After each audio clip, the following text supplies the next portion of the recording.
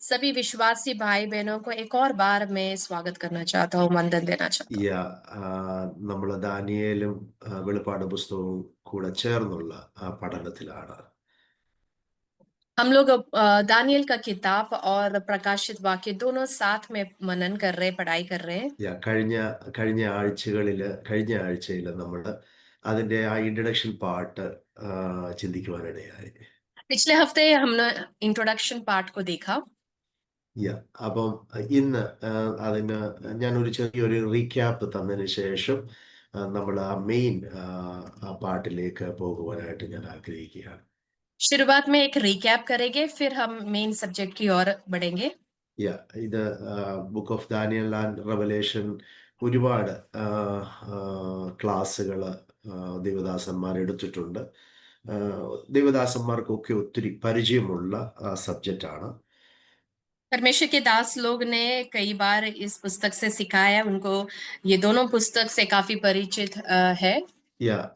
ഈ പുസ്തകം നമ്മൾ പഠിക്കുമ്പോൾ ഇതിനെ കൈകാര്യം ചെയ്യുമ്പോൾ വളരെ ആത്മീയ തലത്തിൽ പക്വതയോടുകൂടി ഈ പുസ്തകം ശരിയായിട്ടുള്ള വ്യാഖ്യാനം നമുക്ക് കൊടുക്കാൻ കഴിയണം. അതിന് വളരെ ദൈവിക വെളിപ്പാടും ആത്മാവിൻ്റെ ഗൈഡൻസും ഉണ്ടായിരിക്കണം. और ये पुस्तक से सिखाते वक्त हम आत्मिक परिपक्वता और सही जो है इंफॉर्मेशन देना जरूरी है, इसलिए परमेश्वर की आत्मा का अगुवाई और प्रकटीकरण की जरूरत भी है। അതിന് കാരണം ഇതൊരു എസ്കറ്റോളജിക്കൽ പുസ്തകമാണ്, അപ്പോകാലിപ്റ്റിക് ലിറ്ററേച്ചറാണ്. അതുകൊണ്ട് വരാൻ പോകുന്ന സംഭവങ്ങളെ കുറിച്ചുള്ള വിവരണമായതുകൊണ്ട് വളരെ പ്രാർത്ഥനയോടുകൂടിയാണ് നമ്മൾ ഈ വചനങ്ങൾ, ഈ രണ്ട് പുസ്തകവും പഠിക്കേണ്ടത്. ये दोनों पुस्तक पढ़ते वक्त बहुत प्रार्थना समेत हमें पढ़ाई करना है, क्योंकि भविष्य में होने वाले घटनाओं के विषय में यहाँ दोनों पुस्तक में बताते हैं। ഇതെല്ലാം ഒരു അലിഗോറിക്കൽ ആയിട്ടാണ് നമുക്ക് കാണിച്ചത്, സിംബോളിക്കൽ ആയിട്ടാണ് കാണിച്ചിരിക്കുന്നത്. അപ്പോൾ അതിനുള്ള ശരിയായിട്ടുള്ള വ്യാഖ്യാനം നമ്മൾ കൊടുക്കേണ്ടതായിട്ടിരിക്കുന്നു.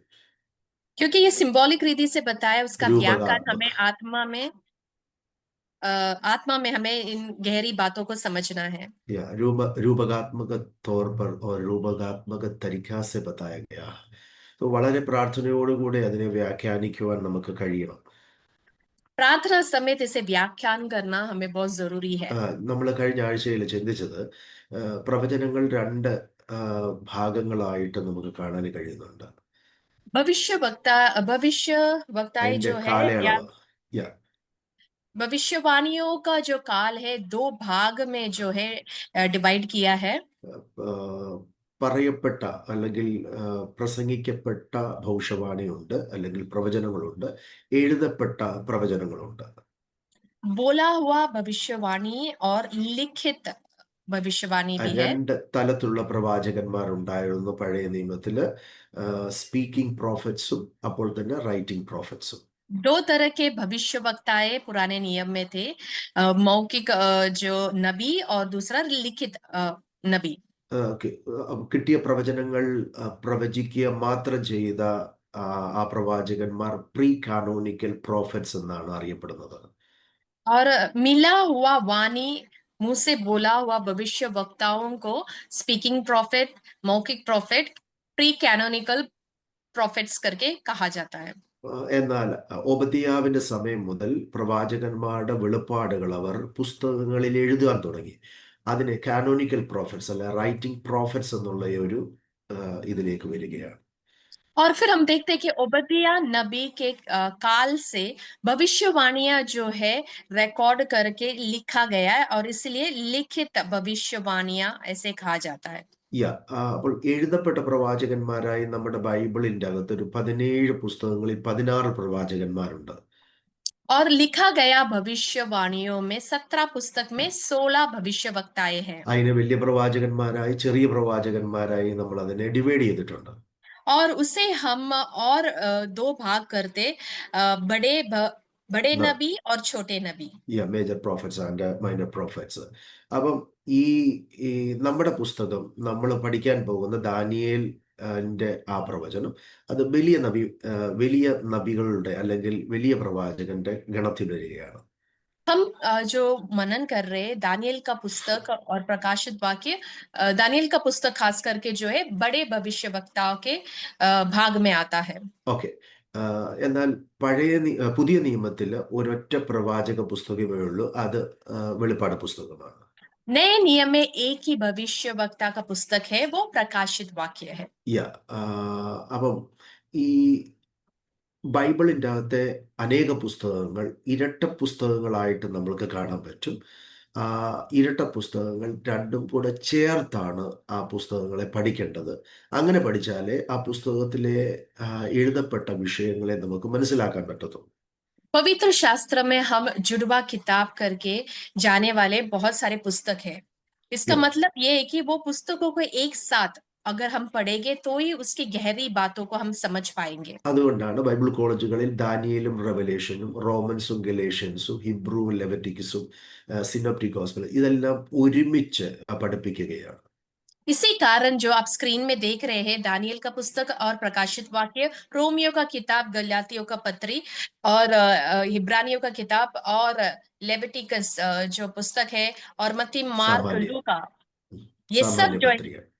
ये യാ एक യാ साथ सिखाते हैं। ഓക്കെ. പിന്നെ നമ്മൾ ഈ ദാനിയേലും വെളിപ്പാട് പുസ്തകങ്ങളും കാണുമ്പോൾ ഇതിൻ്റെ അകത്ത് ഒരുപാട് സമാനത നമുക്ക് കാണാൻ കഴിയും. ഇതിൻ്റെ അകത്ത് ഭയങ്കര വിശേഷത ഈ പുസ്തകങ്ങൾ രണ്ടിൻ്റെ അകത്ത് നമുക്ക് കാണാൻ കഴിയും. दानियल और प्रकाशित वाक्य का पुस्तक में कई सारे सामान्यता हम देखते हैं, സമാനത. യാ समानताएं देख। ഒന്നാമത്തെ കാര്യം ഇതിൻ്റെ അകത്ത് എസ്കറ്റോളജിക്കൽ ഈവൻസ് ഭവിഷ്യയിൽ അല്ലെങ്കിൽ ഭാവിയിൽ നടക്കാൻ പോകുന്ന ഒരുപാട് വിഷയങ്ങളുടെ വിവരം ഈ രണ്ട് പുസ്തകങ്ങളും കൊടുത്തിട്ടുണ്ട്. और इस पुस्तक में जो है भविष्य में घटने वाली जो कई सारी बातें घटनाएं दर्ज किया गया है। യാ രണ്ടാമത്തെ കാര്യം ഈ രണ്ട് പുസ്തകവും 27ാമത്തെ ഓൾഡ് ടെസ്റ്റ്മെന്റിലെ 27ാമത്തെ പുസ്തകം ദാനിയേലും ആ, പുതിയ നിയമത്തിലെ 27ാമത്തെ പുസ്തകം വെളിപ്പാടുമാണ്. और पुराने नियम में दानियल का किताब 27वां नंबर पे आता है, उसी समान प्रकाशित वाक्य नए नियम में 27 नंबर पे आता है। യാ നമ്മള് പിന്നെ നമ്മൾ അതിനോടുള്ള ഒരു സമാനത കണ്ടത് ആ, ദാനിയേല് പഴയ നിയമത്തിൽ ദൈവത്തിന്റെ ഒരു പ്രിയ പുരുഷനായിട്ട് കാണുന്നുണ്ട്. പ്രിയ പുരുഷൻ. और फिर हमने देखा कि दानियल जो है पुराने नियम में परमेश्वर का प्रिय पुत्र है। അതുപോലെ തന്നെ വെളിപ്പാട് പുസ്തകം എഴുതിയ യൂഹന്നാൻ യേശുവിന്റെ ഒരു ബിലവഡ് അല്ലെങ്കിൽ ഒരു പ്രിയ ശിഷ്യനായിരുന്നു. उसी समान प्रकाशित वाक्य लिखा हुआ यूहन्ना जो है यीशु मसीह का प्रिय शिष्य करके जाना जाता है। അതിനുശേഷം നമ്മൾ കണ്ടത് ഈ രണ്ട് പുസ്തകവും ഈ രണ്ട് ദൈവദാസന്മാരും ദാനിയേലും യോഹന്നാനും തങ്ങളുടെ എക്സൈൽ സമയത്ത് ആ ബന്ദിഗ്രഹത്തിന്റെ സമയത്ത് അല്ലെങ്കിൽ അവരെ അവർ എക്സൈൽ ആയിരിക്കുന്ന സമയത്താണ് എഴുതിയിരിക്കുന്നത്.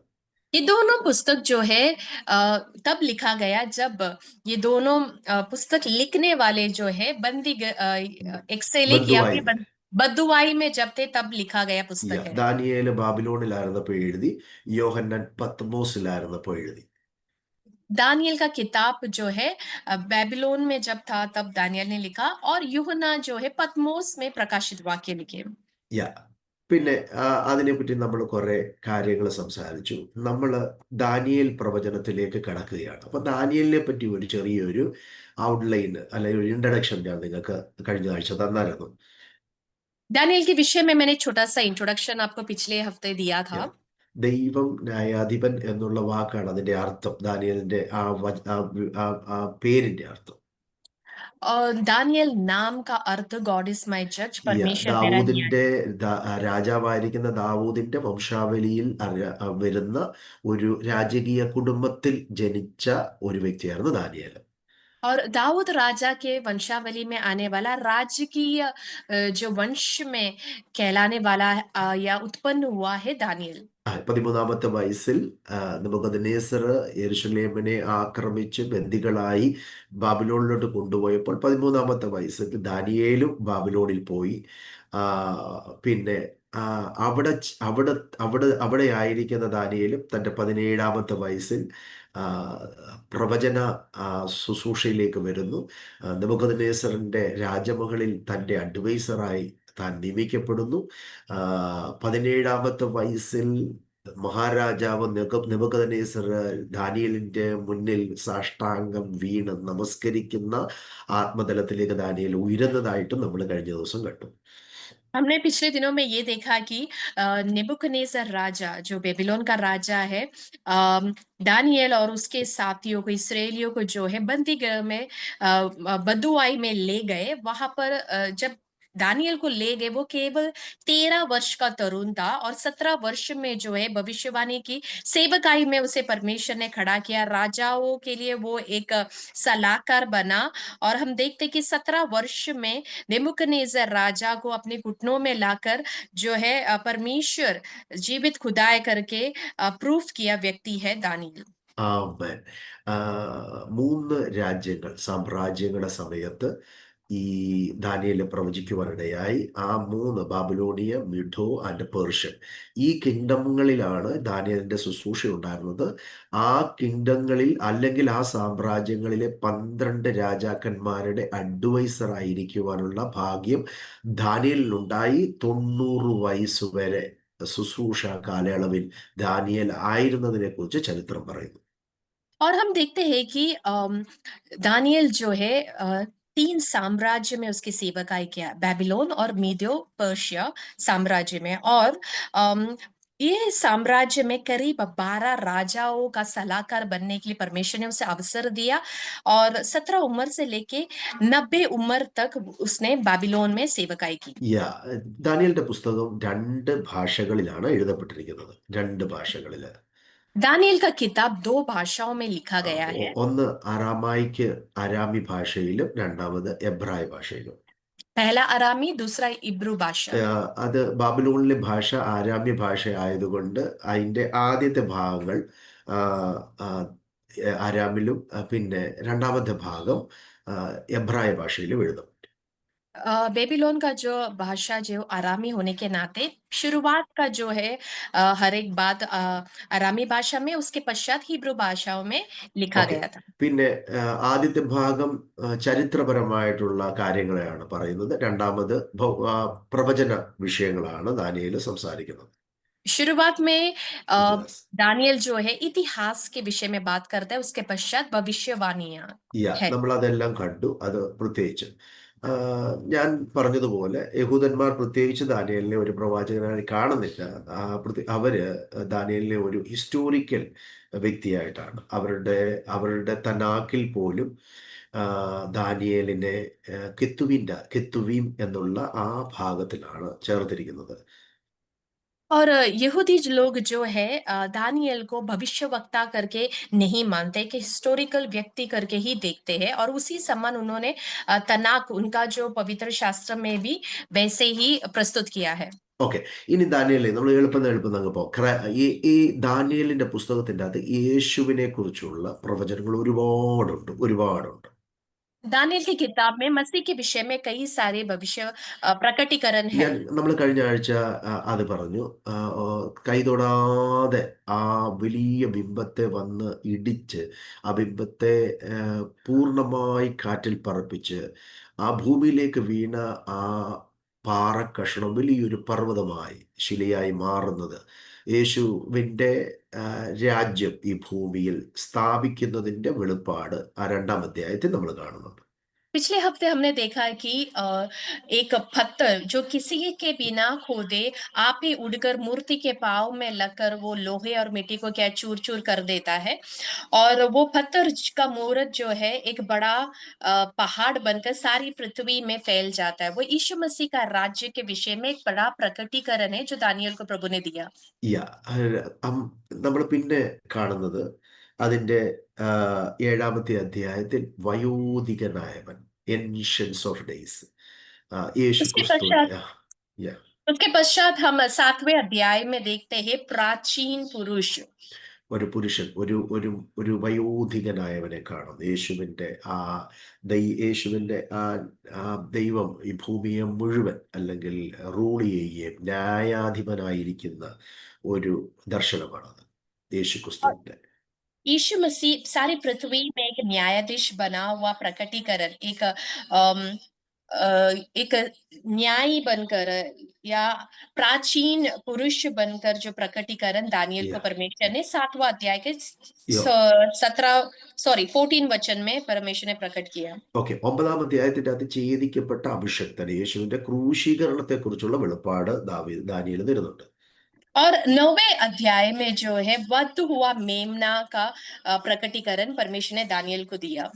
യാ പിന്നെ നമ്മൾ അതിന്റെ 10-ാം അധ്യായത്തിൽ ഒരു പുരുഷനെ ദാനിയേൽ കാണുകയാണ്, തന്റെ മുന്നിൽ വരുന്ന ഒരു പുരുഷൻ, और 10वां अध्याय में ദ സൺ परमेश्वर ഓഫ് ने മാൻ, उसको दिया हुआ प्रकटीकरण एक पुरुष है।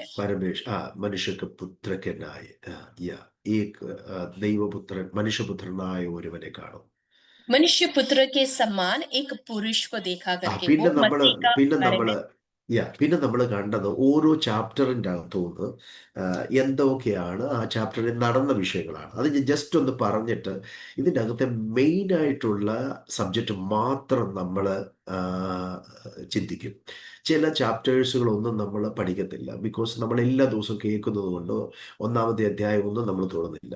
അപ്പം നമുക്ക് പ്രയോജനമുള്ളതും എസ്കറ്റോളജിക്കൽ പരമായിട്ടുള്ള ചില വിഷയങ്ങളും അത് മാത്രം നമ്മൾ ഈ ദാനിയേലിന്റെ പുസ്തകത്തിൽ നിന്ന് ചിന്തിക്കാൻ പോവുകയാണ്. कुछ अध्याय हम ज्यादा गहराई में जाके नहीं सीखेंगे क्योंकि हम वो हमेशा सुनते हैं।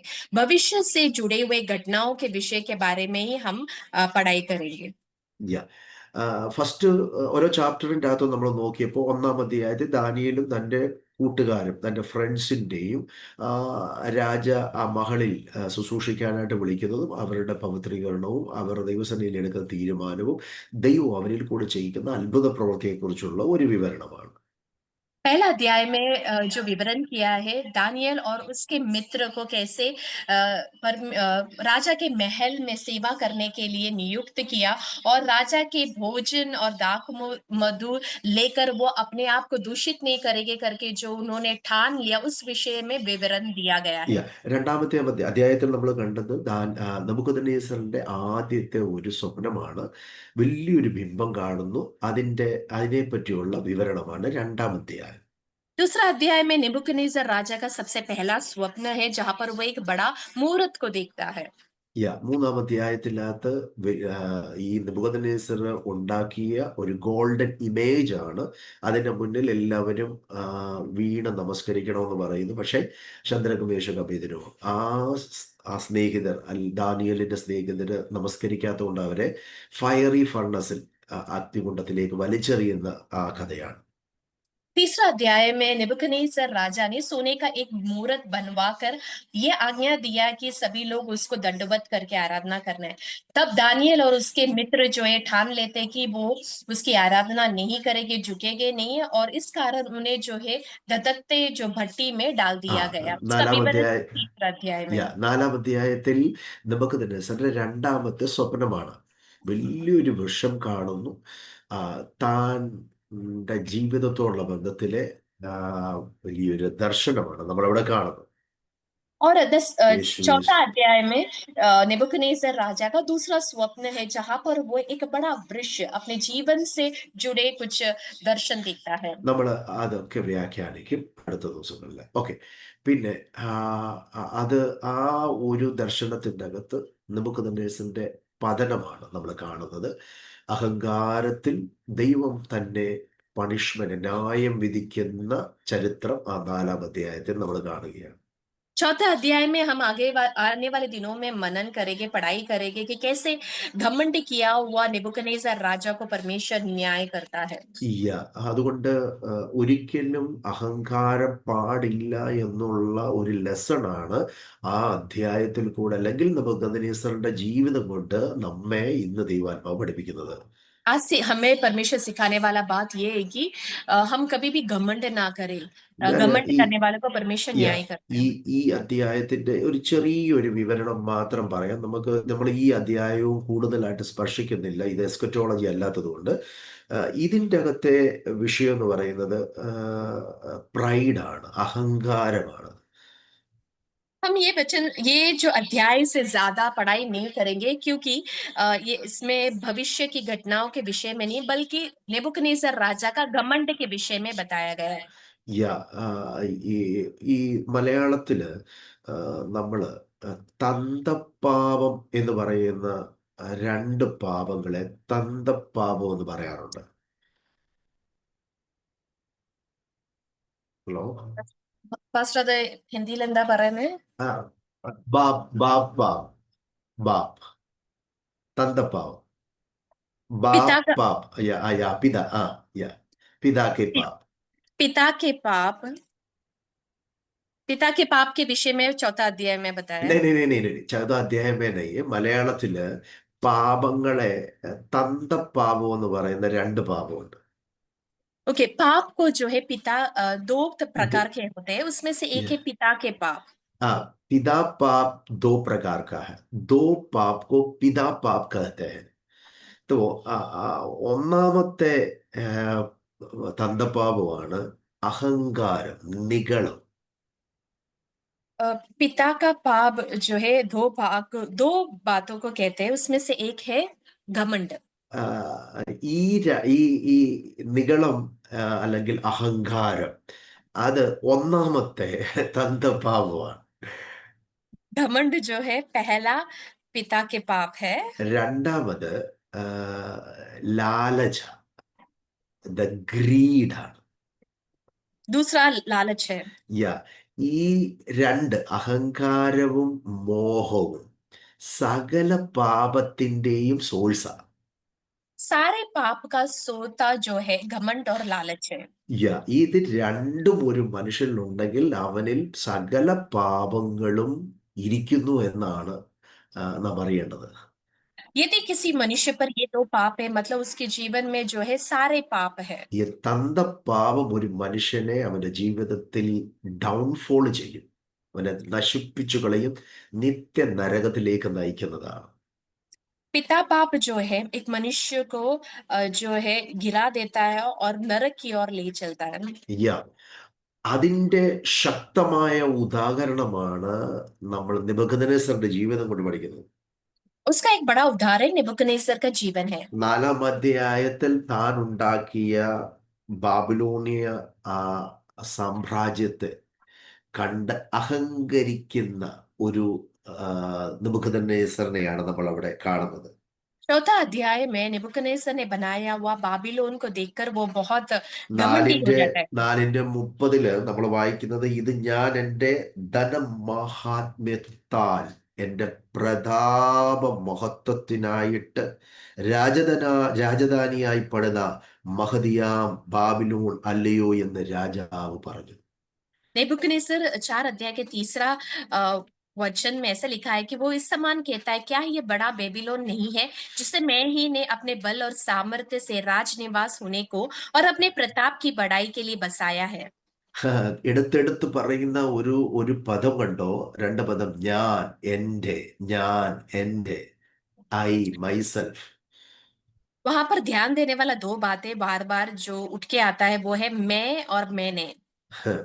ഇത് രാജാവിന്റെ വായിൽ ഇരിക്കുമ്പോൾ തന്നെ സ്വർഗത്തിൽ നിന്ന് ഒരു ശബ്ദം കേൾക്കുകയാണ്. और ये वचन उसके मुंह से निकलने पर निकलते ही जो है स्वर्ग से एक आवाज आई। നെബൂഖദ്നേസർ നിന്റെ രാജ്യത്വം നിന്നെ വിട്ടുപോയിരിക്കുന്നു. हे राजा नेबुकदनेस्सर, तेरे विषय में यह आज्ञा कि तेरे हाथ से राज्य അവൻ निकल चुका അവന്റെ है। മൈൻഡ് മാറുവാനിടയായി, സ്വഭാവം മാറുവാനിടയായി, ചരിത്രം മാറുവാനിടയായി, ജീവിതം മാറുവാനിടയായി, ശരീരത്തിന്മേൽ മാറ്റങ്ങൾ, മനസ്സിന്റെ മേൽ മാറ്റങ്ങൾ, സകലത്തിന്മേലും വലിയൊരു പതനം നമ്മൾ കാണും. हम देखते हैं जैसे ही ये परमेश्वर ने कहा, उसके मन, उसके स्वभाव में, जीवन में, उसके माइंड में जो एक बदलावट हो गया और वो उसका वो गिर गया। യാ ആ ഇനി ഇപ്പോൾ നെബൂഖദ്നേസറിന് പ്രൗഢഗംഭീരമായ ലക്ഷൂറിയസ് ഫുഡൊന്നും വേണ്ട, പ്രൗഢഗംഭീരമായിരിക്കുന്ന രാജധാനി വേണ്ട, ആ, വളരെ വിലപിടിപ്പുള്ള തൻ്റെ പള്ളിമെത്ത വേണ്ട, ആ, തൻ്റെ കിരീടം വേണ്ട, സിംഹാസനം വേണ്ട. ഒരു ഒരു ഒരു മൃഗത്തെ പോലെ ഉള്ള ഒരു സ്വഭാവത്തിലേക്ക് താൻ മാറ്റപ്പെടുവാനിടയായി. और उसके बाद हम देखते हैं कि अभी उसको नेबुकदनेस्सर राजा को अपना राजधानी नहीं चाहिए, उसका जो राजकीय भोजन नहीं चाहिए, बिस्तर नहीं चाहिए, उसको मुकुट नहीं चाहिए, उसका सिंहासन नहीं चाहिए। अभी एक बनीले पशु के समान उसका जो स्वभाव बन गया। കാളയെപ്പോലെ പുല്ല് തിന്നുന്നു, കാളയെപ്പോലെ നടക്കുന്നു, കാട്ടിൽ ജീവിക്കാനുള്ള ഒരു ആഗ്രഹം തന്റെ മനസ്സിൽ വരുന്നു. തന്റെ ശരീരത്തിൽ തൂവൽ, കഴുകന്മാരെ പോലെ തൂവലുകൾ വരുന്നു.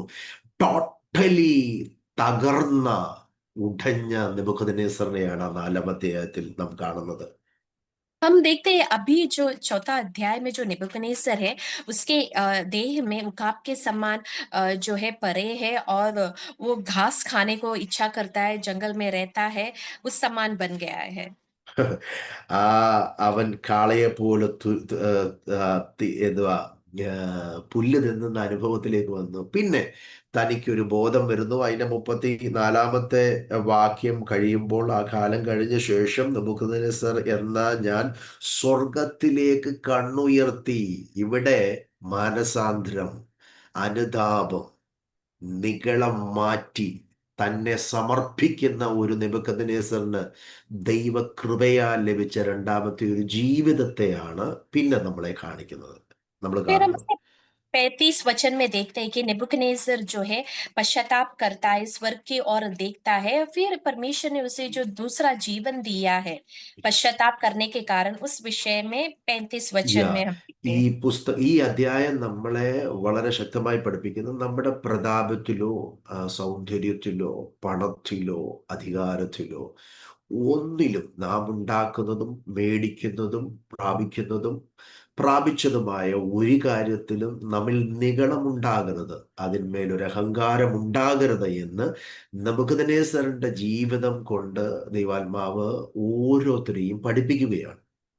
या बेटे हुए हम सबों को परमेश्वर नेबुकदनेस्सर राजा के जीवन से ये सिखाते हैं कि हमारे प्रताप, हमारी खूबसूरती, हमारा धन दौलत अधिकार, किसी भी विषय पर जो है हमें घमंड नहीं करना चाहिए। ആമേൻ, ആമേൻ. അതാണ് 4-ാം അധ്യായത്തിൽ നമ്മൾ കണ്ടത്. वही हमने चौथा अध्याय में देखा। अभी हम 5वीं अध्याय में जाएगा तो या ആ, ഈ 5वीं അധ്യായം, ഈ 4-ാം അധ്യായത്തിന്റെ അകത്ത് നമ്മൾ വായിക്കുമ്പോഴത്തേക്ക് ബൈബിള് ആ, ആ, ഒരിക്കലും അഹങ്കാരത്തെ, മൈസെൽഫ് ഒരിക്കലും, അല്ലെങ്കിൽ ഞാൻ എന്നുള്ള ഒരു ഭാവം തൻ്റെ ഉള്ളിൻ്റെ അകത്ത് വരരുത് എന്നാണ് ബൈബിൾ നമ്മെ പഠിപ്പിക്കുന്നത്. पवित्र शास्त्र हमें सिखाते हैं कि मैं या मैंने, ये ഉം. जो हमारा हमारे भीतर जो सोच है वो नहीं होना चाहिए। അത് വരുന്നുണ്ട് എന്തോ സംഭവിക്കുന്നറിയാവോ, നാം ആണെന്നുള്ള ഒരു ഭാവം നമ്മുടെ ഉള്ളിൻ്റെ അകത്തുണ്ട്. എനിക്ക് എന്തും ചെയ്യാം, ഞാൻ എന്തും ചെയ്യാൻ കഴിവുള്ളവനാകും, ദൈവത്തെക്കാട്ടിലും ഒരു ഉയർന്ന നില നിലയിലേക്ക് താനായി എന്നുള്ളൊരു ഭാവമാണ് ഈ പ്രൈഡിൻ്റെ അകത്ത്, അഹങ്കാരത്തിൻ്റെ അകത്ത് വരുന്നത്. मैं या मैंने, ऐसा जब हम सोचते हैं तो परमेश्वर के समान या उससे तुलना करते हैं, या ऊंचा जो है भाव हमारे भीतर आता है। ആപ്കോ മാലൂം ഹൈ, പിശാചിന്റെ പതനത്തിന്റെ കാരണം തന്നെ അഹങ്കാരമായിരുന്നു, ഗർവമായിരുന്നു, ആ പ്രൈഡായിരുന്നു, നിഗളമായിരുന്നു. और शैतान का गिरावट का वजह भी घमंड था, ദൈ- ये ऊंचा भाव था। യാ ഈ ഇന്ത്യൻ ഫിലോസഫിയിലേക്ക് നമ്മൾ വരുമ്പോൾ, ഹിന്ദു ഫിലോസഫിക്കൽ ഉപനിഷത്തുകളിൽ പഠിപ്പിക്കുന്ന ഒരു അഹം, അഹം എന്നുള്ള ഒരു ഒരു വിഷയമുണ്ട്. इंडियन തത്വ फिलोसफी इंडियन फिलोसफी में सिखाने वाला एक शब्द है अहम। അയ്യ അതിന് ഒരുപാട് ഈ 4 തത്വവാക്യങ്ങളാണ് ഇവയിൽ അവർ കുറിച്ചിരിക്കുന്നത്. उसमें 4 तत्व बातें बताते हैं। മനുഷ്യൻ മനുഷ്യൻ ഇങ്ങനെ ചിന്തിക്കണമെന്നാണ് അത് പഠിപ്പിക്കുന്നത്. मनुष्य തത്വമസി, ऐसा मनुष्य ऐसा तत्वतमसी. या सोचना करके सिखाते हैं। या उसमें ജ്ഞാനം ബ്രഹ്മം, ആ ज्ञान और ബോധം ब्रह्म, ബ്രഹ്മമാണെന്ന് പഠിപ്പിക്കുകയാണ്. ആ बोध जो है ब्रह्म है करके सिखाते അയം हैं। ആത്മാ ബ്രഹ്മ, ഈ സ്വയം ബ്രഹ്മനാണ് അല്ലെങ്കിൽ ബ്രഹ്മമാണ്. तू स्वयं ब्रह्म है करके ऐसा सिखाते हैं। തത്വ അസി, നീ അതാണ്, അല്ലെങ്കിൽ നീ ഒന്നാണ്, ദൈവത്തോട് തുല്യനാകുന്ന ഒരു തലം. ആ, तत्व असी मतलब तू परमेश्वर के तुल्य है करके। അഹം ബ്രഹ്മസ്മി, ഞാൻ ബ്രഹ്മനാണ്, അല്ലെങ്കിൽ ഞാൻ ദൈവമാണ്. अहम ब्रह्ममसि, मैं परमेश्वर है करके ഉണ്ടോ? ऐसा सोच। അഹങ്കാരത്തെ പഠിപ്പിക്കുന്ന ഉപനിഷത്ത് ആ, ദൈവ വചനത്തിന് വിരുദ്ധമായി നിൽക്കുമ്പോൾ തിരുവചനം നമ്മളെ പഠിപ്പിക്കുക അഹങ്കാരികളുടെ ജീവിതത്തിൽ പതനങ്ങൾ ഉണ്ടാകും. पवित्र शास्त्र सिखाते हैं कि घमंडियों के जीवन में जो है एक गिरावट होगा। യാ, യേശു നമ്മെ പഠിപ്പിച്ചത് താഴ്മയും വിനയവും എങ്ങനെയാണ്, അതെങ്ങനെയാകാം, അവനിൽ കൂടെ അത് പഠിക്കുക എന്നുള്ളതാണ്. और यीशु मसीह हमें यही सिखाते हैं कि कैसे हमें दीन और नम्र बनना है यीशु मसीह के जीवन को देखते हुए। ആമേൻ. അം അഞ്ചാം അധ്യായത്തിലേക്ക് വരുമ്പോഴത്തേക്ക്, पांचवा अध्याय में आते वक्त വോൾ റൈറ്റിംഗ് ബൈ ഗോഡ്, ദൈവത്തിന്റെ കൈപ്പത്തി പോലെ ഒരു കൈവിരൽ വന്നിട്ട് ബെൽഷസറിന്റെ ബോർഡിൽ എഴുതുകയാണ്, മേനെ മേനെ തെക്കേൽ ഓഫീസർ. और बेलशस्सर के बोर्ड में ऐसा परमेश्वर का हाथ आकर लिखते हैं कि मैंने तेकल ऊपर से। 1000 പേർക്ക് വിരുന്നൊഴുക്കി ബാബിലോണിലേക്ക് കൊണ്ടുവന്ന ജെറുസലേമിലെ വിശുദ്ധമായ പാത്രങ്ങളെ അശുദ്ധമാക്കിയപ്പോൾ ദൈവത്തിന്റെ ന്യായവിധി അവിടെ ദൈവം കാണിക്കുകയാണ് ബെൽഷസ്സറിനെ. അവന്റെ ആ, ഈ- ആ, ഏ ഇളകി പാരലൈസ് അനുഭവത്തിലേക്ക് പോകുന്ന തലത്തിലുള്ള ഒരു വലിയ ദർശനം അവിടെ വെളിപ്പെടുകയാണ്. हम देखते हैं कि बेलशस्सर राजा ने हजार लोगों के लिए जो है भोज तैयार किया और यरूशलेम के पात्रों को अशुद्ध किया। उसके पश्चात जो उसके जीवन में एक पैरालाइज जैसा एक अनुभव हुआ। യാ, ആ, അവിടെ താൻ തൻ്റെ വോളിൽ എഴുതപ്പെട്ട ആ, വാക്യം മേനെ മേനെ തെക്കൽ ഓഫീസിൽ 5-ാം അധ്യായത്തിൻ്റെ അകത്ത് നാം കാണുന്നത് മഹാസാമ്രാജ്യമായ ബാബിലോണിന്റെ അന്ത്യമാണ്. और पांचवा अध्याय में हम देखते हैं कि महासाम्राज्य बेबीलोन का अंत है। മെഡോ പേർഷ്യൻ കിങ്ഡം വന്ന് ബാബിലോണിയ സാമ്രാജ്യത്തെ തോൽപ്പിച്ച് കീഴടക്കി അതിൻ്റെ മേൽ രാജ്യത്വം പ്രാപിക്കുന്ന അതല്ല സെക്കൻഡ് കിങ്ഡം, മിഡോ പേർഷ്യൻ കിങ്ഡം അവിടെ സ്ഥാപിക്കപ്പെടുന്നതാണ് നമ്മൾ 5-ാം അധ്യായത്തിൽ കാണുന്നത്. पांचवा अध्याय में हम देखते हैं कि बेबीलोन राज्य का जो है साम्राज्य का खत्म होता है, क्योंकि मेदो पेर्शिया साम्राज्य आके उनको हरा देता है और मेदो पेर्शिया किंगडम वहां पर एस्टैब्लिश हो जाती है। മേധി ഓർ ഫാറസ്, ഈ രണ്ട് രാജ്യങ്ങളും ആ, കൂടെ ചേർന്ന് ഒരു സാമ്രാജ്യം ഉടലെടുക്കുകയാണ്. मेथी और फारस ये ഫാറസ്, दोनों साम्राज्य मिलकर जो है यहाँ पर शुरुआत होता है।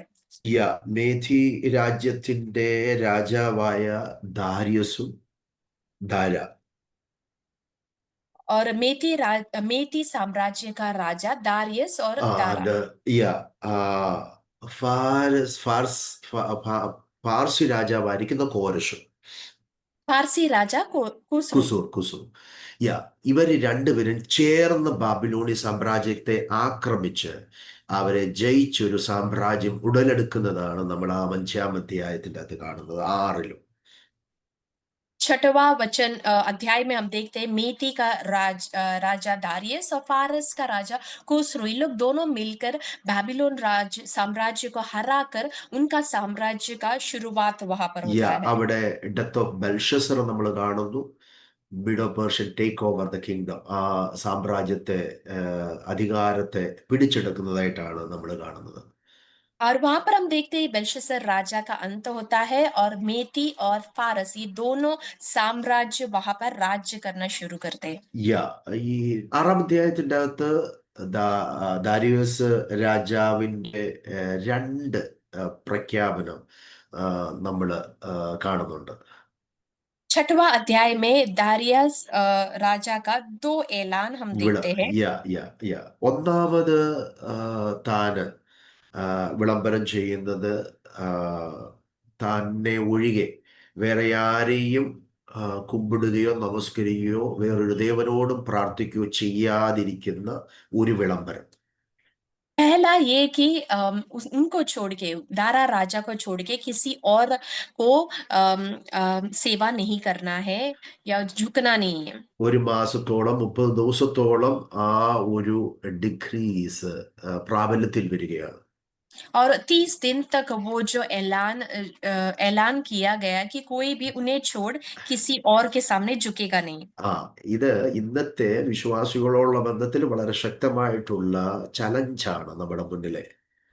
और आज के विश्वासियों के संबंधित ये एक बड़ा चुनौती है। യാ ഞാൻ ആദ്യത്തെ അധ്യായം പറഞ്ഞപ്പോൾ പറഞ്ഞു നമ്മുടെ പേരുകൾ മാറ്റാനോ വിദ്യാഭ്യാസം പ്രാപിക്കാനോ ജോലി ചെയ്യാനോ ഫിലോസഫി പഠിക്കുന്നതിനോ ഒന്നും തെറ്റില്ല. പക്ഷെ വിശ്വാസത്തിനും ഉപദേശത്തിനും വരുന്ന ഏത് വിഷയത്തെയും വളരെ ശക്തമായി ദൈവകൃപയിൽ അതിനെ തരണം ചെയ്ത് ജയിച്ച് ക്രിസ്തുവിൻ്റെ മഹിമ കണ്ട സാക്ഷികളാകണമെന്ന് ഞാൻ പറയുവാനിടയായി.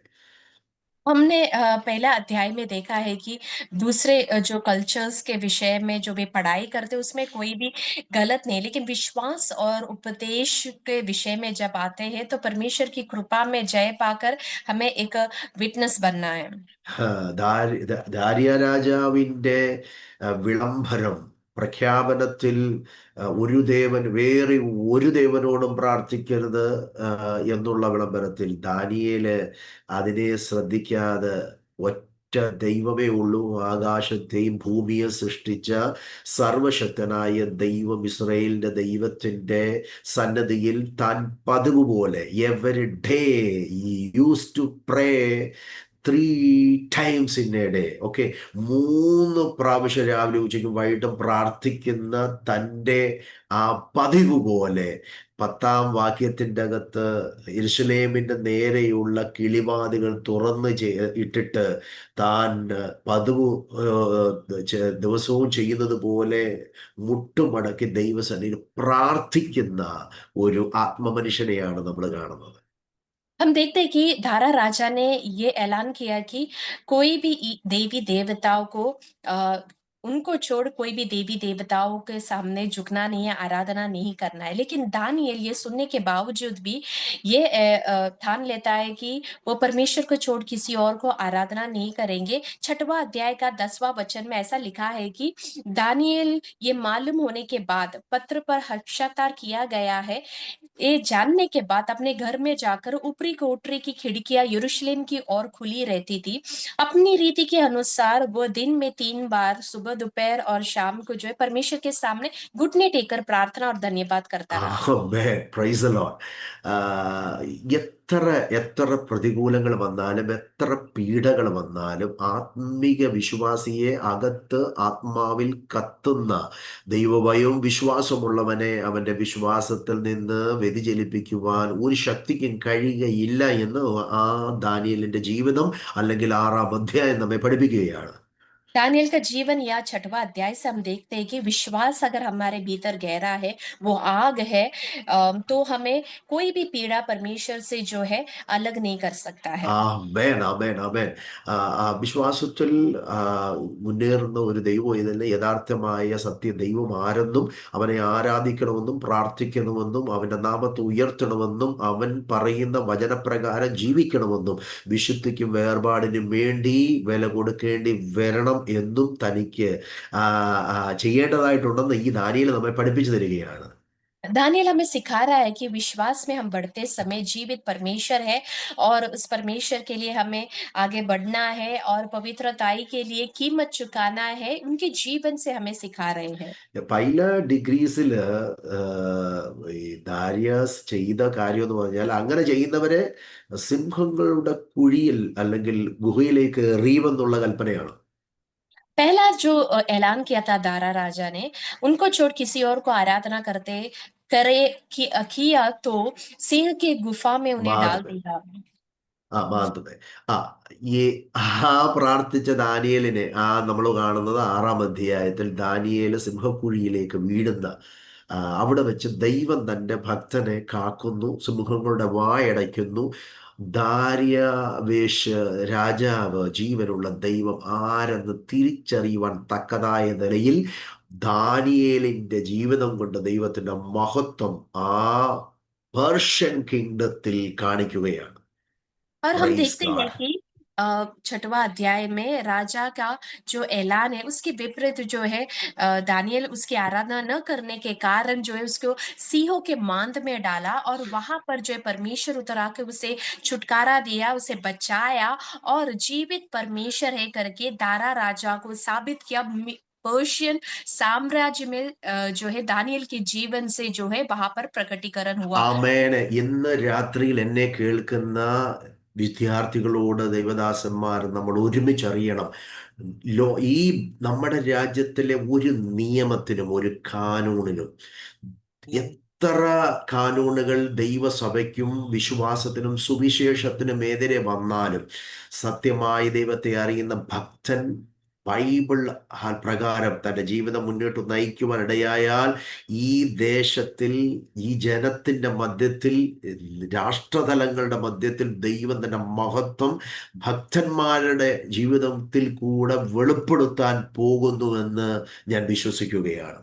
मैं विश्वास करता हूँ कि हमारे देश में भी अगर नियम कितने भी भक्त के विरोध में आए, अगर हम परमेश्वर के सम्मुख सही ढंग से जीते हैं तो परमेश्वर हमारे जीवन के द्वारा अपनी महिमा इस देश में प्रकट करेंगे। എത്ര ദൈവദാസന്മാരെയാണ് സുവിശേഷം അറിയിക്കുന്നതും വിനാകാരണത്തില് ജയിലുകളിൽ അടച്ചിരിക്കുന്നത്? कितने परमेश्वर के अभिषेक दासों को अकारण जो है सुसमाचार के लिए जो है बंदी गृह बनाया है। ഞാൻ വിശ്വസിക്കുന്നു ഈ വരും കാലങ്ങളിൽ ജയിലിലുള്ള ക്രിമിനൽസ് കർത്താവിനെ അറിഞ്ഞ്, അല്ലെങ്കിൽ ക്രിമിനൽസ് പുറത്തിറങ്ങി സുവിശേഷം പ്രസംഗിക്കുന്ന തലത്തിൽ ദൈവാത്മാവ് കാരാഗ്രഹത്തിന്റെ ഉള്ളിൽ അല്ലെങ്കിൽ ജയിലുകളുടെ ഉള്ളിൽ റിവൈവൽ കൊണ്ടുവരുന്നത് ഞാൻ വിശ്വസിക്കുന്നു. मैं विश्वास करता हूँ कि जेलों में परमेश्वर जो एक आत्मिक बेदारी लेके आएंगे। वहां पर जितने भी क्रिमिनल्स हैं उन वो लोग यीशु मसीह को जानकर बाहर आकर यीशु मसीह के नाम को जो है ऊंचा करेंगे, उनके द्वारा ദൈവജനത്തിനും का महिमा होगा। ദൈവജനത്തിനും ദൈവമക്കൾക്കും എതിരെ എഴുതപ്പെടുന്ന സകല നിയമങ്ങളും തിരുത്തി എഴുതി ദൈവം തന്റെ മഹത്വം ഇന്ത്യയുടെ ഈ മണ്ണിൽ ചെയ്യാൻ പോകുന്നെന്ന് വിശ്വസിക്കുന്നവർ കരങ്ങളെ ഓർത്ത് ദൈവത്തെ ഒന്ന് സ്തുതിക്കാം. ആമേൻ. परमेश्वर जो സ്തോത്രം, है സ്തോത്രം. वो उनके दासों के द्वारा जो है हिंदुस्तान की इस जमीन पर अपनी महिमा को प्रकट करेंगे करके विश्वास करने वाले सभी लोग अपने हाथ उठाकर प्रभु को धन्यवाद दें। 6-ാം അധ്യായം ദാനിയേലിന്റെ ജീവിതം, ആത്മീക ജീവിതം, വിശ്വാസ ജീവിതം, അത് നമ്മെ പഠിപ്പിക്കുന്ന ഒരു കാര്യമുണ്ട്. പ്രതികൂലങ്ങളിലും ദൈവം നമ്മെ സഹായിക്കുന്നു, തൻ്റെ മഹത്വം തൻ്റെ ഭക്തന്മാരുടെ ജീവിതത്തിൽ കൂടെ വെളിപ്പെടുത്തുന്നു എന്ന് നാം കാണുകയാണ്. और സ്തോത്രം, 6वें സ്തോത്രം. अध्याय से परमेश्वर हमें ये सिखाता है कि प्रतिकूल वातावरण में भी परमेश्वर हमारी सहायता करता है और अपनी महिमा भक्तों के द्वारा प्रकट करता है। ആമേൻ. ആമേൻ. ഇനി അടുത്തുള്ള അധ്യായങ്ങൾ വെരി ഇമ്പോർട്ടൻ്റ് ആയിട്ടുള്ള അധ്യായങ്ങളാണ്.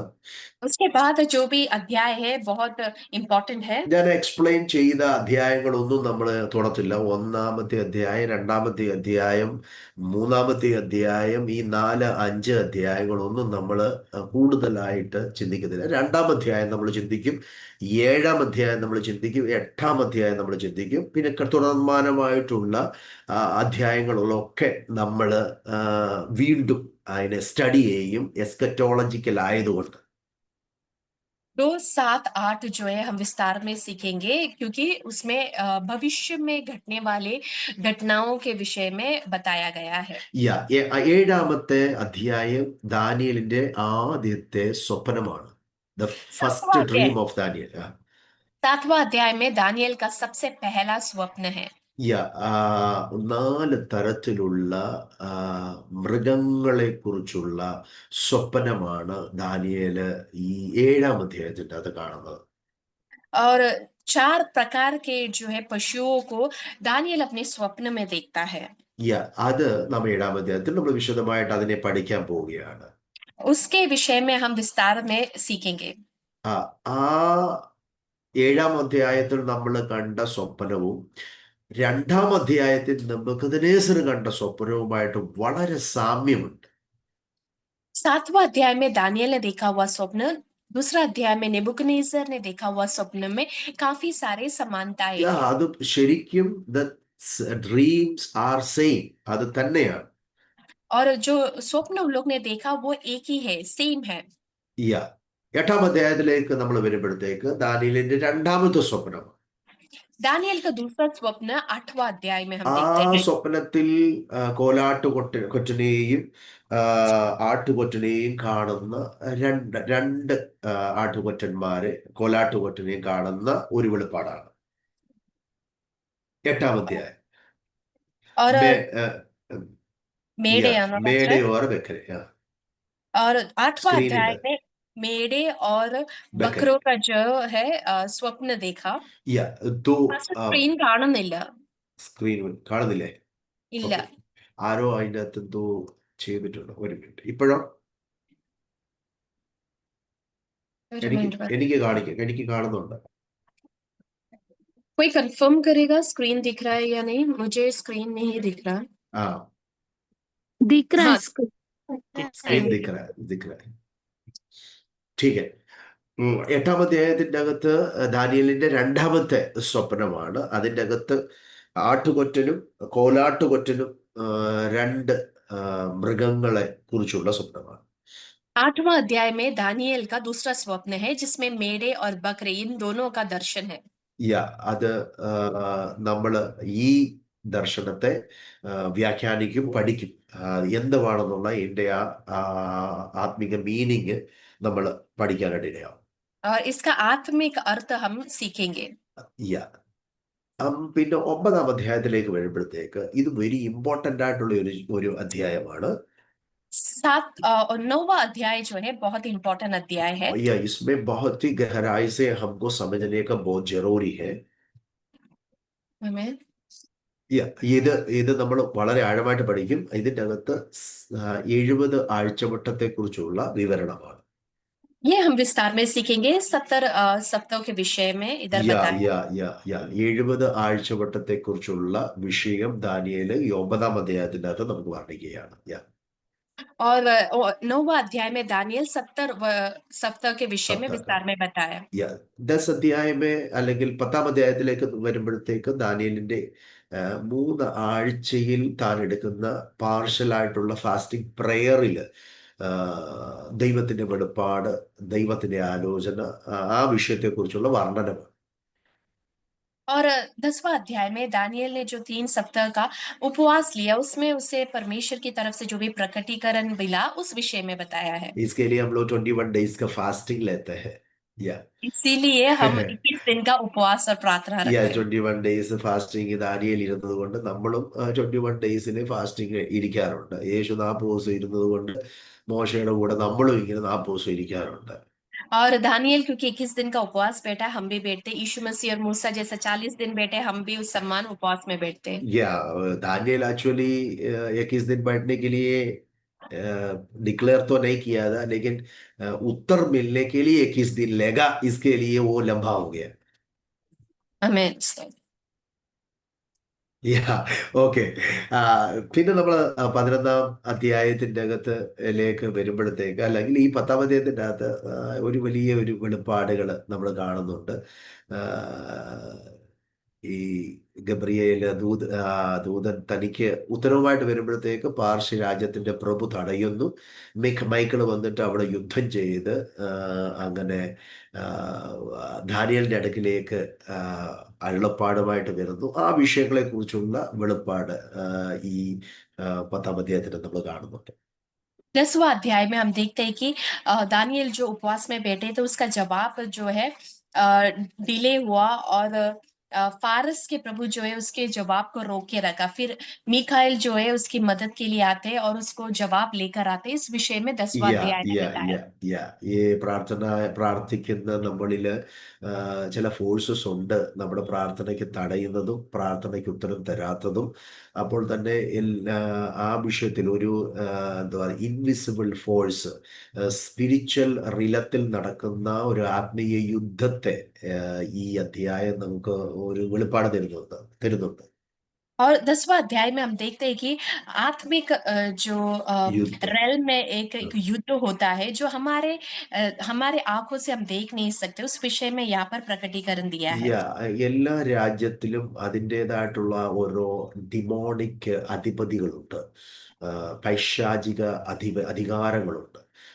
അത് തന്നെ നമ്മൾ ചിന്തിക്കുമ്പോൾ ഓരോ സ്ഥലങ്ങളിലും ഓരോ ഇൻഡിവിജ്വൽ സ്ഥലങ്ങളിൽ പോലും എന്ന് പറഞ്ഞാൽ ഉല്ലാസ് നഗർ ആണെങ്കിലും അമർനാഥ് ആണെങ്കിലും അങ്ങനെ താനായിലാണെങ്കിലും ഈ ഈ ബോംബെ സൈഡ് ആണെങ്കിലും നെല്ലസപ്പാറ ആ ഒരു പ്രദേശത്തിൽ വാഴുന്ന ഒരു ഡിമോണിക് പവർ ഉണ്ട്, അധികാരങ്ങളുണ്ട്. और हर एक जगह जैसे उल्लासनगर, अंबरनाथ, थाने, नाला सुपारा, हर जगह में जो है वहां का देश का जो है डिमोनिक अधिपति है जो वहां पर कार्य करते हैं। ആ ആ ആ ഡിമോണിക് ഫോഴ്സസ് നമ്മുടെ ആത്മീക തലത്തിന് ഭയങ്കര വിരുദ്ധമായിട്ട് നമ്മളോട് യുദ്ധം ചെയ്യും. നമ്മുടെ ആ സ്പിരിച്വൽ വാർഫെയറിൽ, നമ്മുടെ ആത്മീക ജീവിതത്തിൻ്റെ ആത്മീക യുദ്ധത്തിൽ ഒരുപാട് പ്രതികൂലങ്ങൾ, തടസ്സങ്ങൾ, പ്രതിസന്ധികൾ, പ്രശ്നങ്ങൾ സൃഷ്ടിക്കുന്നത് ഈ ഈ ഈ ഈ ദുരാത്മാക്കളാണ്. ये दुरात्मा जो ദുഷ്ടാത്മ. दुष्ट आत्मा जो है हर देश में, हर जगह में जो है वो विश्वासियों के विरोध में काम करते हैं, उससे युद्ध करते हैं, उन्हें मुसीबत में डालते हैं। നമ്മുടെ പ്രാർത്ഥനയ്ക്ക് പോലും ഉത്തരം തടയുന്ന, ആ, അല്ലെങ്കിൽ ഉത്തരം കിട്ടാതെ വണ്ണം തടയുന്ന ചില ഫോഴ്സസ് ഉണ്ടെന്ന് പോലും ഈ അധ്യായത്തിൽ കൂടെ ഒരു വെളിപ്പാട് നമുക്ക് ദൈവത്തിന്റെ ആത്മാവ് തരുന്നുണ്ട്. और परमेश्वर की आत्मा इस अध्याय से हमें ये प्रकटीकरण देता है कि हमारे प्रार्थनाओं को रोकने वाला एक शैतानी अधिपति होते हैं। എൻ്റെ ഒരു സ്പിരിച്വൽ റിലം എന്ന് പറയുന്ന ഒരു മെസ്സേജ് ഉണ്ട്. അതിനകത്ത് ഈ ഡിമോൺസ് അല്ലെങ്കിൽ ഈ പൈശാചിക ശക്തിയുടെ പ്രവൃത്തികൾ ഏതൊക്കെ തലത്തിലാണ്, എങ്ങനെയൊക്കെ പ്രവർത്തിക്കുന്നു, ആരിലൊക്കെ പ്രവർത്തിക്കുന്നു, ആ പ്രവർത്തനത്തിൻ്റെ ലക്ഷ്യം എന്താണ്, അതിനെ എങ്ങനെ നമുക്ക് ജയിക്കാൻ പറ്റും, അവനോട് എങ്ങനെ നമുക്ക് ഫൈറ്റ് ചെയ്യണം, അതിനെ ഡിസേണിങ്ങിൽ അല്ലെങ്കിൽ അതിനെ എങ്ങനെ നമുക്ക് മനസ്സിലാക്കാൻ പറ്റും, ഇതിനെക്കുറിച്ച് വിവരിക്കുന്ന ഒരു ഒരു ഒരു ഇതുണ്ട്, സീരീസ് ഉണ്ട്. और मेरा एक सीरीज है स्पिरिचुअल रेलम के ऊपर, जहां पर वो क्या होता है, कैसे हमें उसे जीतना है, उसे लड़ाई कैसा करना है, आत्मा में कैसे समझना है, उस सीरीज में मैंने बताया है। അതുകൊണ്ട് ദൈവമക്കള് വളരെ സ്പിരിച്വലായി, പ്രാർത്ഥനയിലെ യോദ്ധാക്കളായി, ആത്മിക തലങ്ങളെ തിരിച്ചറിഞ്ഞ് ഡിസേണിങ് സ്പിരിറ്റിനെ പ്രാപിച്ച് വളരെ ബുദ്ധിയോടുകൂടെ ഒരു ജീവിതം നയിക്കണം. ആത്മാവിൽ പ്രാർത്ഥിച്ച് മുന്നോട്ട് പോകുന്ന ഒരു ആത്മമണ്ഡലത്തിലേക്ക് നാം ഉയർത്തപ്പെടണമെന്ന് ഈ അധ്യായം നമ്മെ പഠിപ്പിക്കുന്നുണ്ട്. ये अध्याय हमें सिखाता है कि हमें आत्मिक स्तर में ऐसे बढ़ना है कि हम आत्मा में प्रार्थना करें, हम लड़े, समझ की आत्मा प्राप्त करें, बुद्धि प्राप्त करें, और हम जो है छुपी हुई बातों को जो है समझे, Yeah. आत्मिक स्तर में जो है वो हम समझे। ഓക്കെ, നമുക്കതെല്ലാം പിന്നെ വീണ്ടും ഒന്നുകൂടെ ടൈം ഉണ്ടെങ്കിൽ അതിനെ ഒന്ന് പഠിക്കാം. 10-ാം അധ്യായം ടൈം ഉണ്ടെങ്കിൽ മാത്രം അതിനെ ഞാൻ എടുക്കും. യാ अगर समय है तो हम उसे विस्तार में सीखेंगे। 11-ാം അധ്യായം ഈ പുസ്തകത്തെ ഒരു പ്രോഫറ്റിക്കൽ ചാപ്റ്റർ ആയിട്ടാണ് വേദപണ്ഡിതന്മാർ പറയുന്നത്. और ये जो 11वां अध्याय जो है एक प्रॉफिटिकल चैप्टर करके जाना। ഭവിഷ്യവാണി അധ്യായ कहते हैं. യാ പ്രോഫറ്റിക്കൽ ചാപ്റ്റർ എന്നാണ്, അല്ലെങ്കിൽ പ്രവചനങ്ങളുടെ ഒരു അധ്യായമായിട്ടാണ് നമ്മൾ കാണുന്നത്. भविष्यवाणी का अध्याय करके 11वां अध्याय को जाना जाता है, ഒരുപാട് പ്രവചനങ്ങൾ ഈ അധ്യായത്തിന്റെ അകത്ത് ദാനിയേൽ പ്രവചിക്കുന്നുണ്ട്. क्योंकि इसमें बहुत सारी भविष्यवाणियां दानियल ने किया है। ഇതിൻ്റെ അകത്തെ most of most of the prophecies already fulfilled in the history. और इसमें कई अधिक भविष्यवाणी जो है वो पूरा हो चुका है। അതിന്റെ ഒരുപാട് പ്രവചനങ്ങൾ ഓൾറെഡി ചരിത്രത്തിൽ പൂർത്തീകരിക്കപ്പെട്ടു. और ये इससे इस अध्याय के काफी सारे भविष्यवाणी चरित्र में, इतिहास में पूरा हो गया है। ഇനി കുറേയുണ്ട്, അത് ഇസ്രായേലിനോടും ഈ രാജ്യങ്ങളോടുമുള്ള ചില പ്രവചനങ്ങളുണ്ട്. അത് ഇനി അടുത്ത ദിവസങ്ങളിൽ പൂർത്തീകരിക്കാൻ പോകുന്നു. और कुछ भविष्यवाणी इस्राएल और दूसरे राज्यों के विषय में वो आने वाले दिनों में पूरा होगा। യാ ഈ ചാപ്റ്റേഴ്സിനെ ഈ പ്രോഫറ്റിക്കൽ ചാപ്റ്റർ എന്ന് പറയാനുള്ള ഒരു കാരണം इस अध्याय को भविष्यवाणियों का अध्याय इसलिए कहा जाता है ഇതിൻ്റെ അകത്ത് ഒരുപാട് പ്രവചനങ്ങളുണ്ട്. इस अध्याय में बहुत ज्यादा भविष्यवाणियां हैं ആ പ്രവചനങ്ങളിലെ ഒരുപാട് പ്രവചനങ്ങൾ പൂർത്തീകരിക്കപ്പെടുകയും ചെയ്തിട്ടുണ്ട്. और उसमें से बहुत अधिक भविष्यवाणियां पूरा भी हो चुकी है. അപ്പം അത് നടന്നെങ്കിൽ ആ അധ്യായത്തിൽ തന്നെ പറയുന്ന മറ്റുള്ള പ്രവചനങ്ങളും നമ്മുടെ കണ്ണിൽ അല്ലെങ്കിൽ അടുത്ത ദിനങ്ങളിൽ പോകുന്നു. यदि ज्यादातर अधिकांश अगर भविष्यवाणी हो चुकी है इतिहास में, तो बाकी जितने भी है आने वाले दिनों में हम अपनी आंखों से देखेंगे. 12ാം അധ്യായത്തില് ദാനിയേലിന്റെ ഫെയർവെലാണ്. ദാനിയേലിന്റെ മരണം, തന്റെ മരണാനന്ത ജീവിതം എന്ത് നടക്കുന്നു, എന്താകും, ഈ വിഷയത്തുള്ള ഫെയർവെൽ ചാപ്റ്ററാണ് 12. 12वां अध्याय दानियल का फेयरवेल करके जाना जाता है, क्योंकि उसका मृत्यु उसके पश्चात के जीवन के विषय में बताया गया है. ഓക്കെ. ഈ പുസ്തകത്തിന്റെ അകത്ത് ചില കീ വേർഡുകളുണ്ട്. कुछ की കുഞ്ചിയ, वर्ड्स है, या कुंजिया है. बहुत सारे കുഞ്ചിയ है, കീസ് है. അപ്പൊ അത് നമ്മളൊന്ന് പറയണം. ഒന്നാമത് കീ വേർഡ് ആണ്. കീ വേർഡ് इसमें ശബ്ദം. कुछ सारे कुंजिया है. वो क्या ദേ- है हम അത് देखेंगे. അതെന്ന് പറയുന്ന ഈ പുസ്തകം മുഴുവൻ കാണിക്കുന്ന ഒരു ദൈവത്തിന്റെ പരമാധികാരത്തെ കുറിച്ച് ഈ പുസ്തകം നമ്മെ പഠിപ്പിക്കുകയാണ്. परमेश्वर के परम अधिकार के विषय परमेश्वर परमाधिकारी है. या परमेश्वर परम अधिकारी करके ये पुस्तक हमें सिखाती है. ദൈവത്തിന്റെ പരമാധികാരത്തെ ഈ പുസ്തകം ആകമാനം നമ്മെ പഠിപ്പിക്കുകയാണ്. ये पुस्तक हमें सिखाता है कि परमेश्वर परम अधिकारी है. Okay. Key chapter 9th chapter ആണ്. 9th chapter. और की चैप्टर 9th चैप्टर है. അത് മഹത്വപൂർണ്ണമായിട്ടുള്ള അത് നമ്മൾ പഠിക്കും. 3 महत्वपूर्ण കീ chapter है. വേഴ്സസ് ഇത് പഠിക്കുന്നവരെല്ലാം എഴുതിയെടുക്കുക. Okay. Key verses chapter 2 verse 20 to 22 or 44. महत्वपूर्ण वाक्य स्क्रीन में है. दूसरा अध्याय का 20, 25, 20 और 22 और 44 കീ വേഴ്സസ് ആണത്. ഓക്കെ. वाक्य है. പിന്നെ ഇതിനകത്തെ ഒരു മെസ്സേജ്, ഈ പുസ്തകം തരുന്ന ഒരു മെസ്സേജാണ്, still God is in control. Okay. എല്ലാം എല്ലായ്പ്പോഴും ദൈവത്തിന്റെ നിയന്ത്രണത്തിലാണെന്ന് ഈ പുസ്തകം നമ്മെ പഠിപ്പിക്കുകയാണ്. ये पुस्तक हमें जो है मुख्य संदेश ये देता है कि हर समय परमेश्वर नियंत्रण में है. ഈ ഭൂലോകത്തിലുണ്ടായ ഏറ്റവും വലിയ സാമ്രാജ്യങ്ങളായ ബാബിലോണിയ സാമ്രാജ്യം മുതൽ മധ്യ പേർഷ്യൻ രാജ്യം മുതൽ യുനാനി രാജ്യം, റോമൻ സാമ്രാജ്യം, ഇപ്പോൾ കാണുന്ന എല്ലാ സാമ്രാജ്യങ്ങളും നമ്മൾ കാണുമ്പോൾ ആ ദാനിയേൽ പറയുന്ന ഒരു കാര്യമുണ്ട്. അന്ന് മുതൽ ഇന്ന് വരെയും എല്ലാത്തിൻ്റെയും നിയന്ത്രണം ദൈവത്തിന്റെ കരങ്ങളിലാണെന്ന് നമ്മെ ഈ പുസ്തകം പഠിപ്പിക്കുകയാണ്.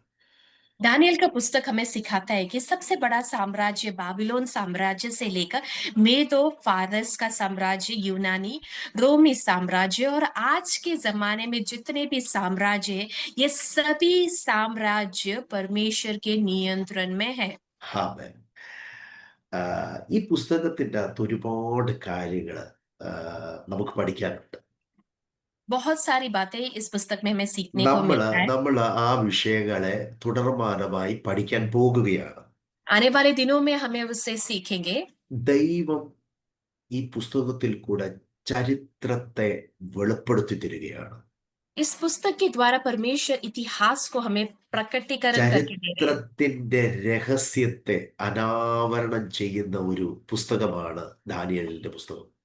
और इतिहास के गुप्त बातों को, सीक्रेट्स को परमेश्वर प्रकट करते അത് दानियल की किताब. ഭൂതകാലത്തിലെയും വർത്തമാനകാലത്തിലെയും ഭാവി കാലത്തിലെയും സംഭവങ്ങളെ ദാനിയേൽ പ്രവചനത്തിൽ കൂടെ ദൈവം നമുക്ക് വെളിപ്പെടുത്തി തരികയാണ്. और अतीत में जो हुआ, वर्तमान में जो हो रहे, भविष्य की बातें जो है दानियल की किताब से परमेश्वर हमें प्रकटीकरण करके दे रहे हैं. നമ്മുടെ തുടർമാനമായിട്ടുള്ള ആ സ്റ്റഡിയിൽ നമ്മൾ ഈ വെളിപ്പാട് പഠിക്കുവാനിടയാകും. आने वाले दिनों में हम इस प्रकटीकरण के विषय में ज्यादा पढ़ाई करेंगे। പിന്നെ നമ്മൾ കാണുന്നത് ദാനിയേലിലൂടെയും നെബൂഖദ്നേസറിൽ കൂടെയും വരെ രണ്ടു പേരുടെയും സ്വപ്നത്തിൽ കൂടെ ദൈവം രാഷ്ട്രീയ സാഹചര്യം അല്ലെങ്കിൽ രാഷ്ട്രങ്ങളെ കുറിച്ചുള്ള ഒരു വളരെ ശക്തമായ വെളിപ്പാട് നമുക്ക് നൽകി തരികയാണ്. और दानियल नेबुकदनेस्सर का स्वप्न के माध्यम से परमेश्वर राष्ट्रीय प्रकटीकरण हमें രാജനീതിക് दे रहे हैं। राजनीतिक രാജ്യോഗ प्रकटीकरण। രാജ്യോഗ രാഷ്ട്രത്തിന്റെ ഭാവി എന്തായി തീരുമെന്നുള്ള വെളിപ്പാട് നാം ദാനിയേലിന്റെ പ്രവചനത്തിന്റെ അകത്ത് പഠിക്കുന്നുണ്ട്. दानियल के पुस्तक में राष्ट्रीय भविष्यवाणी क्या होने वाला है, घटने वाला है, प्रभु ने प्रकट किया है। ഈ പുസ്തകം നമുക്കത് കാണിച്ചു തരുന്നുണ്ട്. ബാബിലോണിയ സാമ്രാജ്യം മുതൽ ഇനി നടക്കാൻ വരുന്ന അല്ലെങ്കിൽ ഇനി വരാൻ പോകുന്ന രാഷ്ട്രീയ ഭാവിയെ കുറിച്ചുള്ള സകല വെളിപ്പാടും നമ്മൾ ദാനിയേലിന്റെ പുസ്തകത്തിന്റെ അകത്തു കൂടെ പഠിക്കുന്നുണ്ട്. और दानियल के पुस्तक में बेबीलोन साम्राज्य से लेकर अभी तक जितने भी राष्ट्र था, अभी जो राष्ट्र है उस विषय उधर क्या क्या घटेगा, ये परमेश्वर जो है हमें प्रकटीकरण അപ്പോൾ करके തന്നെ देंगे। എതിർ ക്രിസ്തുവിനെ കുറിച്ചുള്ള ധാരാളമായിട്ടുള്ള വെളിപ്പാട് ഈ പുസ്തകത്തിന്റെ അകത്ത് നമ്മൾ കാണുന്നുണ്ട്. എതിർ ക്രിസ്തുവിനെ കുറിച്ച് और एंटी क्राइस्ट के विषय में भी हम प्रकटीकरण इस पुस्तक में देख सकते हैं। या विरोधी मसीह के बारे में बहुत सारे दर्शन प्रकाशन ये पुस्तक में आप देख सकता है. तो ദൈവം രാഷ്ട്രങ്ങളോടും ഇസ്രായേൽ ജനതയോടും എങ്ങനെ ഇടപെടാൻ പോകുന്നതിനെ കുറിച്ചുള്ള വെളിപ്പാടും നാം ഈ പുസ്തകത്തിന്റെ അത് കാണുന്നുണ്ട്. परमेश्वर राष्ट्रों से कैसे बात करेगी उस विषय में भी बताया गया है। यार केवल राष्ट्रों से नहीं, इसराइल और सारे राष्ट्रों के साथ परमेश्वर का जो डीलिंग क्या होगा. या ദൈവത്തിന്റെ യുഗാന്ത്യ പദ്ധതി എസ്കറ്റോളജി, ഭവിഷ്യയിൽ ദൈവം എന്ത് ചെയ്യാൻ പോകുന്നതിനെ കുറിച്ചുള്ള വെളിപ്പാട് ഈ പുസ്തകത്തിന്റെ അകത്തൂടെ നമ്മൾ പഠിക്കാൻ കഴിയും. और इस पुस्तक में भविष्य में क्या घटेगा, भविष्य की बातें भी इस पुस्तक के द्वारा हम सीख सकते हैं। യാ വളരെ ശക്തമായിട്ടുള്ള ഒരു അറിവാണ് മരണാനന്തര ജീവിതം എന്താണ് സംഭവിക്കാൻ പോകുന്നത്, ലൈഫ് ആഫ്റ്റർ ഡെത്ത്, അതിനെ കുറിച്ചുള്ള ഒരു ആഴമായ വെളിപ്പാട് ഈ പുസ്തകം നമുക്ക് തരുന്നുണ്ട്. और ये पुस्तक में मृत्यु के बाद जो हमारा जीवन के विषय में विस्तार में बताया गया है। ആമേൻ. ഈ പുസ്തകം വളരെ ബ്യൂട്ടിഫുൾ ഒരു പുസ്തകമാണ്. बहुत सुंदर पुस्तक है। ജീവിതത്തിന്റെ അല്ലെങ്കിൽ ലോകത്തിന്റെ രാഷ്ട്രത്തിന്റെ എന്താ പറയുന്നത് ഭാവി വർത്തമാന ഭൂതവർത്തമാന ഭാവി സംഭവങ്ങളെ കുറിച്ചുള്ള ഒരു വ്യക്തിയുടെ ജീവിതത്തെ കുറിച്ചുള്ള ആഫ്റ്റർ മരണം കഴിഞ്ഞിട്ടുള്ള ജീവിതത്തെ കുറിച്ചുള്ള എല്ലാ വിഷയങ്ങളും അനാവരണം ചെയ്തിരിക്കുന്ന ഒരു പുസ്തകമാണ് ദാനിയേലിന്റെ പ്രവചനം. इस संसार, इस दुनिया, राष्ट्र, भावी मतलब अतीत, वर्तमान, भविष्य, एक व्यक्ति का जीवन, मृत्यु के बाद जीवन में क्या होगा, ये सब विषय इसमें विस्तार में बताया गया है। മഹാക്ലേശത്തിൽ അല്ലെ മഹാകഷ്ടത്തിൽ ഉണ്ടാവുന്ന ഗ്രേറ്റ് ട്രിബുലേഷനിൽ ഉണ്ടാകുന്ന വിഷയത്തെക്കുറിച്ചുള്ള വെളിപ്പാട് ഈ പുസ്തകം നമുക്ക് പകർന്നു തരുന്നുണ്ട്. और महाक्लेश ट्रिबुलेशन के समय का प्रकाशन भी इस पुस्तक हमें देता है। Both tribulation and great tribulation दोनों ഈ രണ്ട് കാര്യങ്ങളെ കുറിച്ചുള്ള വെളിപ്പാട് ഈ പുസ്തകം നമുക്ക് തരുന്നുണ്ട്. ट्रिबुलेशन और ग्रेट ट्रिबुलेशन, ये दोनों के विषय में प्रकाशन ये पुस्तक देते हैं। ഇതൊരു ബൈബിൾ സ്റ്റഡി ആയതുകൊണ്ടാണ് ഞാൻ ശാന്തമായി ഇങ്ങനെ പറഞ്ഞുകൊണ്ടിരിക്കുന്നത്. അപ്പൊ അത് കേൾക്കാനുള്ള അതിനെ പഠിക്കാനുള്ള ഒരു താല്പര്യം എല്ലാവരും ഉണ്ടാകണം. സ്ക്രീനിൽ ഇങ്ങനെ ഇത് വരുന്നത് കൊണ്ട് നിങ്ങൾക്ക് ഈ PPT നിങ്ങൾ ഇത് ചെയ്യുക, ഫോട്ടോ എടുക്കുക അല്ലെങ്കിൽ എഴുതിയെടുക്കുക. ഓക്കെ, എളുപ്പം പോകുന്നുണ്ടെങ്കിൽ ഒന്ന് പറഞ്ഞാൽ മതി, ഞാൻ നിൽക്കാം. ओके, सो क्योंकि बाइबल क्लास है इसलिए मैं धीरे से ले रहा हूँ और उत्साह के साथ आप भी सुनने के लिए तैयार रहना। फोटो चाहिए तो PPT का आप खींच सकते हैं। यदि आपको लग रहा है मैं जल्दी भाग रहा हूँ तो आप रोके और बताए मुझे। ठीक है. ഈ 2-ാം അധ്യായം 7-ാം അധ്യായം വളരെ ഇമ്പോർട്ടൻ്റ് ആയിട്ടുള്ള ഒരു അധ്യായമാണ്.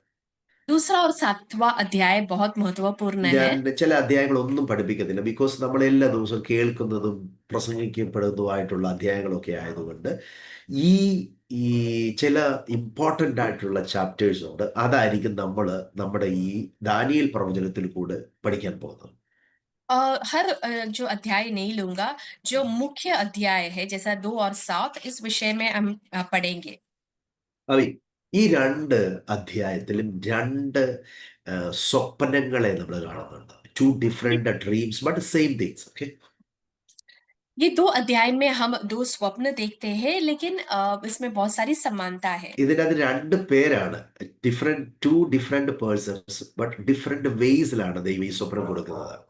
അതായത് और നെബൂഖദ്നേസറിന് കൊടുക്കുന്നു, അപ്പോൾ തന്നെ ദാനിയേലിനും കൊടുക്കുകയാണ്. 2 व्यक्ति जो स्वप्न देखते हैं, एक नेबुकदनेस्सर, दूसरा दानिയേൽ। പക്ഷെ സ്വപ്നം രണ്ട് വ്യത്യസ്ത കാര്യങ്ങളിൽ കൂടെയാണ് അവർ കാണിക്കുന്നത്. പക്ഷെ സ്വപ്നത്തിന്റെ അർത്ഥം ഒന്നാണ്. 2 तरीके से स्वप्न दिखाया, लेकिन उसका अर्थ एक ही है। ഈ പിന്നെ അതിൻ്റെ അകത്ത് ഒരു വ്യത്യാസത, ഈ ടു ഡിഫറെന്റ് ഡ്രീംസ് ആണ്, പക്ഷേ മീനിങ്, അതിൻ്റെ അർത്ഥം എക്സാക്ട്ലി ഒന്നായിട്ടാണ്, സെയിം ആണ്. 2 अलग स्वप्न है, लेकिन उनका जो अर्थ सेम है। ഈ രണ്ടാം അധ്യായം ഏഴാം അധ്യായം കൊണ്ട് നിങ്ങൾ ബൈബിൾ നിങ്ങളുടെ പാസിൽ നിങ്ങളുടെ അടുക്ക് വെക്കുക. എന്നിട്ട് ഈ ഈ ഈ പടയിലേക്ക് നമ്മൾ പോകാവേ. എല്ലാവരും ബൈബിൾ ഒന്ന് തുറക്കണം. പക്ഷേ എൻ്റെ കൂടെ നിങ്ങളൊന്ന് വരാമെങ്കിൽ ഈ അധ്യായത്തിനകത്ത് പഠനം നമ്മൾ ഇന്ന് 9 മണി വരെ അല്ലേ? ആണ്, ആണ്। Okay, okay. അപ്പം നമ്മൾ ഈ 2 7 അധ്യായത്തെ ഒന്ന് പഠിക്കാൻ പോവുകയാണ്. 2 और 7वां अध्याय हम पढ़ने जा रहे हैं। आप बाइबल लेकर बैठे। ഈ രണ്ടാം അധ്യായത്തിൻ്റെ അകത്ത് നെബൂഖദ്നേസർ കാണുന്ന ഒരു ഡ്രീമാണ് നമ്മൾ കാണുന്നത്. വലിയൊരു ബിംബത്തെ താൻ കാണുന്നുണ്ട്. नेबुकदनेस्सर राजा एक मूर्त को देख रहा है, एक स्वप्न में देख रहा है। പക്ഷേ ഏഴാം അധ്യായത്തിൽ ദാനിയേൽ കാണുന്ന ഒരു സ്വപ്നമാണ്. അതിൻ്റെ അകത്ത് 4 ഡിഫറെന്റ് എന്തുവാ മൃഗങ്ങളെ താൻ സ്വപ്നം കാണുകയാണ്. 7वां अध्याय में दानिയേल जो है स्वप्न में 4 अ, अ, पशुओं को, मृगों को देखता है। ഓക്കെ, ഒരു ഒരു ഒരു ഈ രണ്ട് ചാപ്റ്ററും നമ്മൾ കാണുമ്പോൾ ഈ അതിൻ്റെ ആ സിമിലാരിറ്റി ഒന്ന് നമുക്ക് ആദ്യം ഒന്ന് നോക്കാവേ. സിമിലാരിറ്റി നോക്കിയിട്ട് പിന്നെ നമ്മൾ ഇതിന്റെ അർത്ഥത്തിലേക്ക് പോവാം. और सबसे पहले हम उसकी समानताएं देखेंगे, फिर उसका डिफरेंस क्या है हम देखेंगे। ഓക്കെ, ഈ ഈ ഈ ചാപ്റ്റർ നമ്മൾ രണ്ടാം അധ്യായത്തിലേക്ക് വരുമ്പോഴത്തേക്ക് ഈ ചാപ്റ്ററിൻ്റെ അകത്ത് 1 മുതൽ 13 വരെ നെബൂഖദ്നേസർ കണ്ട ഡ്രീം ഓഫ് നെബൂഖദ്നേസർ ആണ് അവിടെ നമ്മൾ കാണുന്നത്. दूसरा अध्याय का पहला वचन से लेकर 13 वचन तक नेबुकदनेस्सर राजा का पहला स्वप्न है। ഈ സ്വപ്നം കണ്ടിട്ട് താൻ പള്ളിമേടയിൽ ഉറങ്ങുവാൻ കഴിയുന്നില്ല. വളരെ വ്യാകുലനായി തൻ്റെ രാജ്യത്തിലുള്ള സകല ആഭിചാരകന്മാരെയും മന്ത്രവാദികളെയും ക്ഷുദ്രക്കാരെയും കൽദേരെയും വിളിച്ച് ചോദിക്കുകയാണ്, ഞാനൊരു സ്വപ്നം കണ്ടു, നിങ്ങൾ അത് പറയണം, അതിനെ വ്യാഖ്യാനിക്കണം. स्वप्न देखने के बाद नेबुकदनेस्सर मन में बहुत ही व्याकुल हो जाता है, उसका नींद नहीं आती, और राजा जो है आज्ञा देता है ज्योतिषी, तंत्री, टोने और कसदियों को बुलाकर कहता है कि स्वप्न को बताना है, उसके अर्थ भी बताना है। അവർ ചിന്തിച്ചു നോക്കണം, ഈ സമയത്ത് ധ്യാൻസ് സുന്നാഹെ, ഈ സമയത്ത് 17ാമത്തെ വയസ്സിൽ ഈ കസ്തിയോങ്ക ഭാഷ, കസ്തിയോങ്ക ലിറ്ററേച്ചർ, ഇത് അസ്ട്രോളജി പഠിച്ചുകൊണ്ടിരിക്കുകയാണ് ദാനിയേൽ തൻ്റെ കൂട്ടുകാരൻ. और ध्यान देना कि इस 17 साल का दानिയേल और उसके मित्र जो है कसदियों का ज्योतिषी तंत्री जो है सीख रहे हैं, അസ്ട്രോളജി പഠിച്ചുകൊണ്ടിരിക്കുന്ന സമയമാണ്. और ये जो एस्ट्रोलॉजी ज्योतिषी पढ़ रहे हैं दानिയേल, ഓക്കെ, അവർ എഡ്യൂക്കേഷൻ ചെയ്തുകൊണ്ടിരിക്കുന്ന സമയമാണ്. वो पढ़ाई कर रहे हैं। പക്ഷെ ഈ സ്വപ്നത്തെ വ്യാഖ്യാനിക്കാനായിട്ട് നെബൂഖദ്നേസർ വിളിക്കുന്നത് തൻ്റെ രാജ്യത്തുള്ള പഠിച്ച നല്ല പരിചയമുള്ള പഠിപ്പിക്കുന്ന അറിവുള്ള അസ്ട്രോളജിയൻസിനെ. അവിടെ അവരുടെ ക്വാളിറ്റി കണ്ടോ, അവർ മന്ത്രവാദികളാണ്, വിചാരകന്മാരാണ്, ക്ഷുദ്രം ചെയ്യുന്നവരാണ്, കസ്തിയോമാണ്, കൽദയരാണ്. हम देख रहे हैं कि दानियल और उसके मित्र जो है पढ़ाई कर रहे हैं, लेकिन राजा ने स्वप्न देखने के बाद आज्ञा ये देता है कि जितने भी ज्योतिषी जो वहां पर ऑलरेडी है, जिन्हों एक्सपीरियंस है, उनका क्वालिफिकेशन ये है कि वो ज्योतिषी है, तंत्री है, टोने है और कसतिया बोलने वाले हैं। ഈ ഈ നെബൂഖദ്നേസർ ഭയങ്കര ബുദ്ധിമാനാ, സ്വപ്നം പറഞ്ഞിട്ടില്ല. और नेबुकदनेस्सर राजा जो है बहुत बुद्धिमान है, उसने स्वप्न नहीं बताया। സ്വപ്നം പറഞ്ഞില്ല. ഇവരോട് പറഞ്ഞു, ഞാനൊരു സ്വപ്നം കണ്ടു, ഞാൻ അതിൽ വ്യാകുലപ്പെട്ടിരിക്കുക. നിങ്ങൾ ആ സ്വപ്നവും പറയണം, ആ സ്വപ്നത്തിന്റെ വ്യാഖ്യാനവും പറയണം. नेबुकदनेस्सर राजा कहता है कि मैंने एक स्वप्न देखा, मेरा मन व्याकुल है और तुम लोग वो स्वप्न बताना है, उसका अर्थ भी बताना പക്ഷെ है। ഇവർക്കാർക്കും സ്വപ്നം പറയാനോ വ്യാഖ്യാനിക്കാനോ കഴിയുന്നില്ല. വീണ്ടും സ്വപ്നം അറിഞ്ഞാലല്ലേ വ്യാഖ്യാനിക്കാൻ പറ്റത്തുള്ളൂ. और അതുകൊണ്ട് जितने ഇവർ പരാജയപ്പെടുകയാണ്.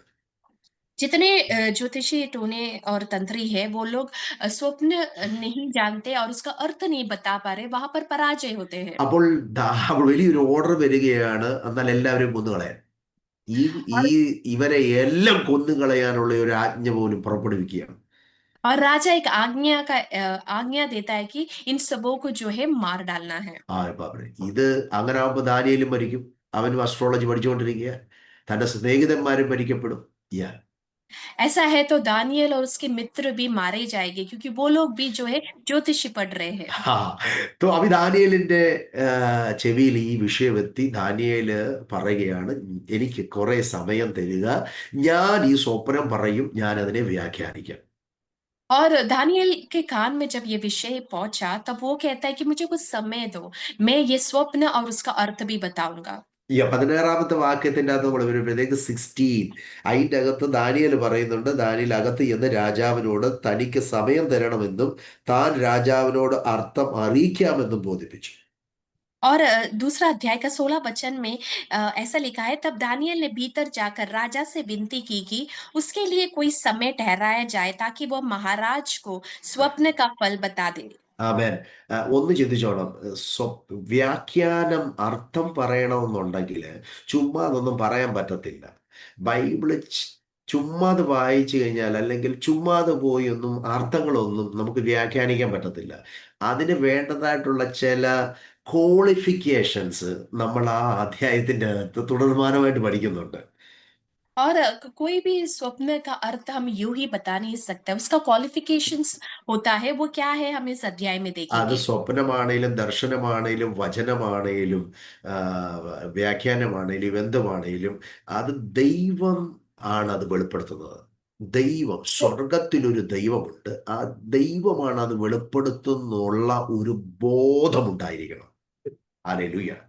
स्वर्ग हो, सॉरी, स्वप्न हो, दर्शन हो या वचन हो, वो सबका प्रकटीकरण या अर्थ जो है वो स्वर्ग में रहने वाला परमेश्वर हमें बताता है। രഹസ്യങ്ങളെ വെളിപ്പെടുത്തുന്ന ഒരു ദൈവമുണ്ടെന്ന് ഒരു വ്യക്തി വിശ്വസിക്കുമ്പോൾ അവനിൽ വ്യാഖ്യാനത്തിന്റെ ആത്മാവ് തൊടാൻ തുടങ്ങും. और जब एक व्यक्ति विश्वास करता है कि रहस्यों को खुलासा करने वाला एक परमेश्वर है, तब ये स्वप्न, दर्शन, वचन का जो अर्थ बताने के लिए परमेश्वर उसे छूता है। ജാദു ടോണം മന്ത്രതന്ത്ര പൂജാപാട്ട് ഇതൊന്നുമല്ല. ഹല്ലേലൂയ. ആ അവര് ചെയ്യുന്ന ഒരു ദേവന്മാരുമല്ല രഹസ്യങ്ങളെ വെളിപ്പെടുത്തുന്നത്. രഹസ്യങ്ങളെ വെളിപ്പെടുത്തുന്നത് സർവശക്തനായ ജീവനുള്ള രഹസ്യം വെളിപ്പെടുത്തുന്ന ഒരു ദൈവമാണ്. और जादू, ആമേൻ. टोना, तंत्री, ज्योतिषी कोई भी जो है रहस्यों को प्रकटीकरण नहीं करता है। सर्वशक्तिमान जीवित परमेश्वर जो है रहस्यों को खुलासा करता है। ആ ദൈവം രഹസ്യം വെളിപ്പെടുത്തുന്ന വ്യക്തിയിൽ ഒരു കരുണ, ഗ്രേസ് ഉണ്ടാകണം, അനുഗ്രഹം ഉണ്ടായിരിക്കണം. और ആമേൻ. परमेश्वर जिसको ये प्रकट करता है, उस पर एक अनुग्रह होना चाहिए। മൂന്നാമത്, രഹസ്യം ദൈവം വെളിപ്പെടുത്തണമെന്നുണ്ടെങ്കിൽ മുട്ടുമേലിരുന്ന് ദൈവത്തോട് പ്രാർത്ഥിക്കണം. तीसरा बात ये है कि रहस्य परमेश्वर खुलासा करना है तो घुटनों में बैठकर प्रार्थना करना है। ഒന്നും രണ്ടും പേരൊക്കെ ആണെങ്കിൽ അവരുടെ ഇടയിൽ ഒരു ഐക്യതയോടുകൂടെ ദൈവസന്നിധിയിൽ അത് പ്രാർത്ഥിക്കുവാനിടയാകണം.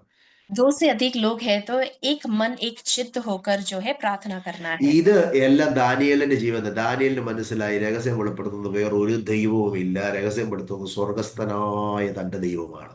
दानियल समझ गया कि रहस्य को और कोई नहीं, सर्वशक्तिमान परमेश्वर प्रकट करता है।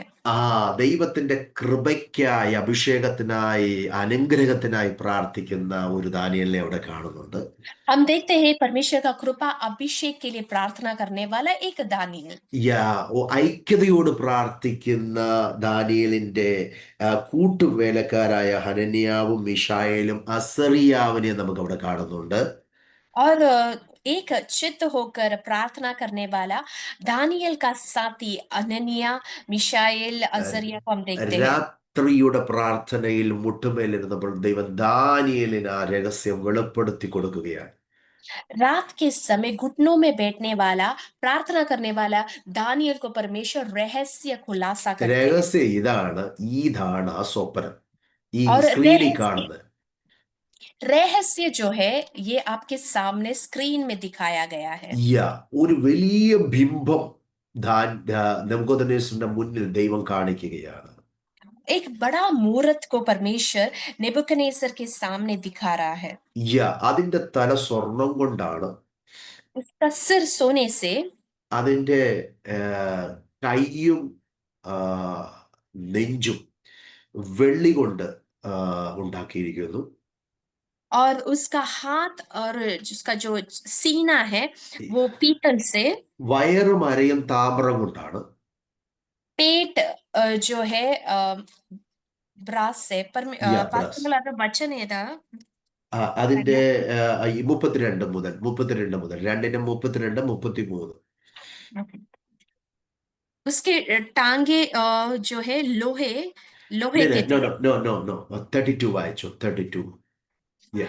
32 33 വായിച്ചു. दूसरा अध्याय का 32 और 33, उस मूर्ति का सिर तो चौके सोने का था, उसकी छाती और भुजाएं चांदी की, उसके पेट और जांघें पीतल की, उसके टांगे लोहे की और उसके पांव कुछ तो लोहे के और कुछ मिट्टी के थे। ഓക്കെ. ഇതൊരു ഒരു വലിയ ഭയാനകമായിരിക്കുന്ന ഒരു ബിംബത്തെ ദാനിയേല് സ്വപ്നത്തെ കണ്ടു.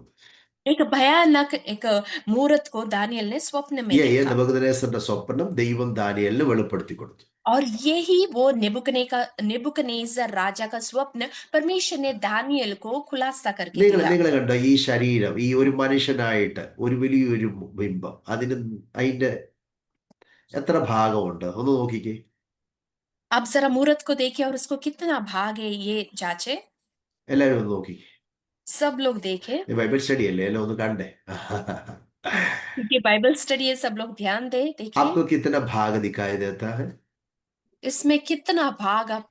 आपका माइक अनम्यूट करो और बोलिए. എത്ര ഭാഗങ്ങളെ കാണാം, അത് അൺമ്യൂട്ട് ചെയ്തൊന്ന് പറഞ്ഞേ. 5. और कोई? आपको कितना दिखाई देता है?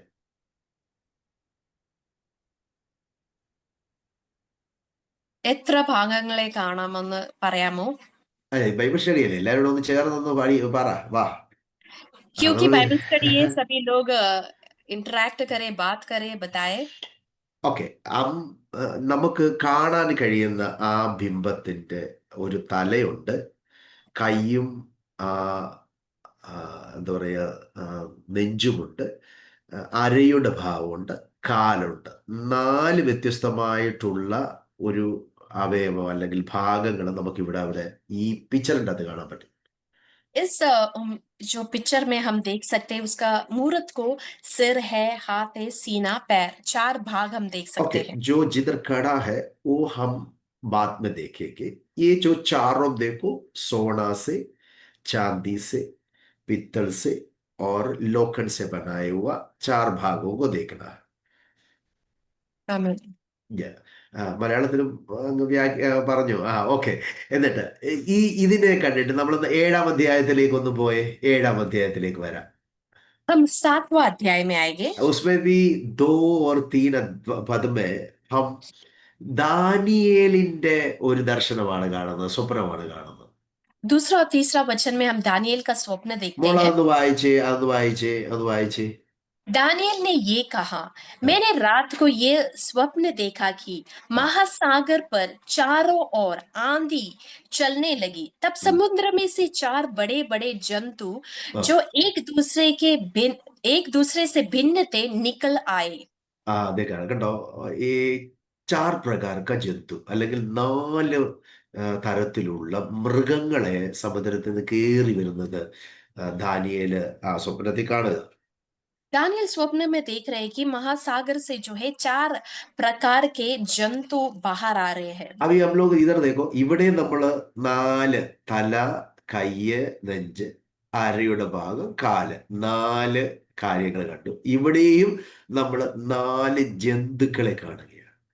और दूसरा अध्याय में और सातवां अध्याय दोनों स्वप्न में जो है हम चार चीजें വിഭിന്നം. देखते हैं। യാ, ഇത് എന്ന് പറയുമ്പോഴത്തേക്ക് അതാണ് കേട്ടോ. ഇപ്പം നമ്മൾ രണ്ടും കൂടെ ഒന്ന് കമ്പയർ ചെയ്ത് കഴിഞ്ഞാൽ ഈ നാല് കൂട്ടം കാര്യങ്ങൾ ഇതിനെ നമ്മൾ വ്യാഖ്യാനിക്കും. ഓക്കെ, ഇതിനെ വ്യാഖ്യാനിക്കാൻ പോവാണ്. और चार बातें हम यहाँ पर देखें जिसका अभी हम व्याख्यान करेंगे। യാ, പക്ഷേ ഈ ഇതിനൊരു സംഭവം ഉണ്ടായി.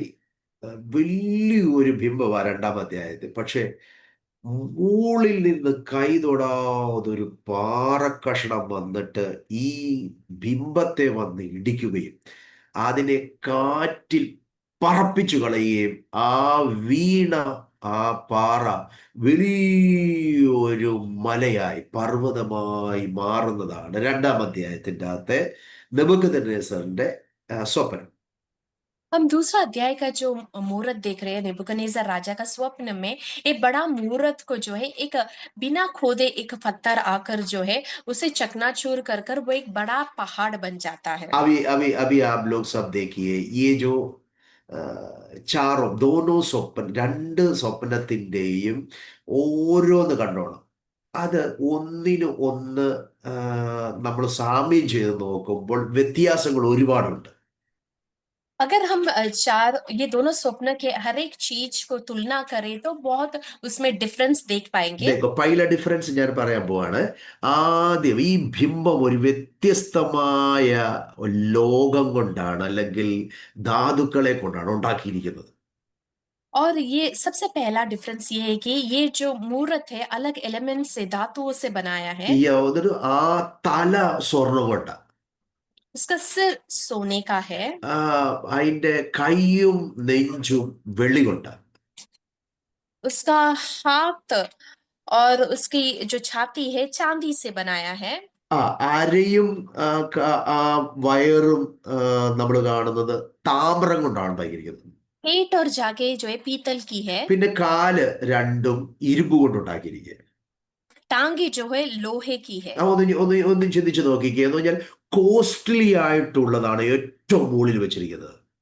और ध्यान दे कि सबसे मूल्यवान जो है ऊपर सिर में है എന്ന് പറഞ്ഞാൽ സബ്സെ ബെസ്റ്റ് പ്യുവർ ഗോൾഡ് എന്നാണ് ഇംഗ്ലീഷിൽ എഴുതിയിരിക്കുന്നത്. और सबसे बेहतरीन जो है एकदम पवित्र जो सोना है वो सिर पर है। ആ देखो, അതുപോലെ തന്നെ ഈ മൃഗങ്ങളെയും കണ്ടോ, മൃഗങ്ങളെ നോക്കിക്കേ. മൃഗങ്ങളിലെ ഏറ്റവും ആദ്യം കാണുന്ന സിംഹത്തെയാണ്. और अगर हम जो जानवरों को देखेंगे सबसे पहला हम सिंह को देखते ഏറ്റവും हैं വലിയ രാജാവാണ്. രാജാവെന്ന് ആ സിംഹം ഒരു കാട്ടിലെ രാജാവാണ്. അപ്പം ആ ഓരോ ശക്തിയും നമുക്ക് കാണാൻ പറ്റും. രാജാവ്, കരടി, പുള്ളിപ്പുലി, പിന്നെ ഒരു ക്രൂര മൃഗം. യാ, और हम जो जानवरों को अगर हम देखेंगे तो जानवरों का जो राजा सिंह उसके बाद भालू और उसके बाद हम जो है ക്രൂര ഭയങ്കർ ജാൻവർ, भयंकर പശു. जानवर को യാ, देखते हैं। ഓക്കെ. അപ്പൊ ഞാനത് പറയാം. അപ്പൊ ഇത്രയും കൊടുക്കുക. അത് കഴിഞ്ഞിട്ട് ഇത് കണ്ടോ, ഇതിന്റെ ആദ്യം ഹെഡ് നമ്മൾ പ്യുവർ ഗോൾഡ് കൊണ്ടാണ് ഉണ്ടാക്കിയിരിക്കുന്നത്. അതിന്റെ തല सो ये जो मूर्त का सिर जो है सोने से पवित्र सोने से बनाया गया है പ്യുവർ ഗോൾഡ് है. അപ്പോൾ തന്നെ ആ ഫസ്റ്റ് ബീസ്റ്റ് പൈല ജന്തു ലയൺ है. या पहला जंतु जो है जो सिंह है Yeah. ഈ അധ്യായത്തിന്റെ അത് വളരെ അനുഗ്രഹിക്കപ്പെട്ട ഒരു കാര്യം, 2-ാം അധ്യായത്തിന്റെ ഈ 31 മുതൽ 35 വരെ ആ ഡ്രീമിനെ വർണ്ണിക്കുകയാണ് ദാനിയേൽ. और दूसरा ആ अध्याय का സ്വപ്നം 32 से लेके जो है दानियल नेबुकदनेस्सर राजा का स्वप्न का अर्थ बता रहे नहीं, हैं, अर्थ नहीं है, वो स्वप्न बता रहा है. स्वप्न बता रहे हैं। और 36 से लेकर 49 वरे इंटरप्रिटेशन ऑफ द ड्रीम, और 36 से लेके 49 तक दूसरा अध्याय का वहां पर व्याख्या स्वप्न का अर्थ है या व्याख्या है। व्याख्यान कर रहा है.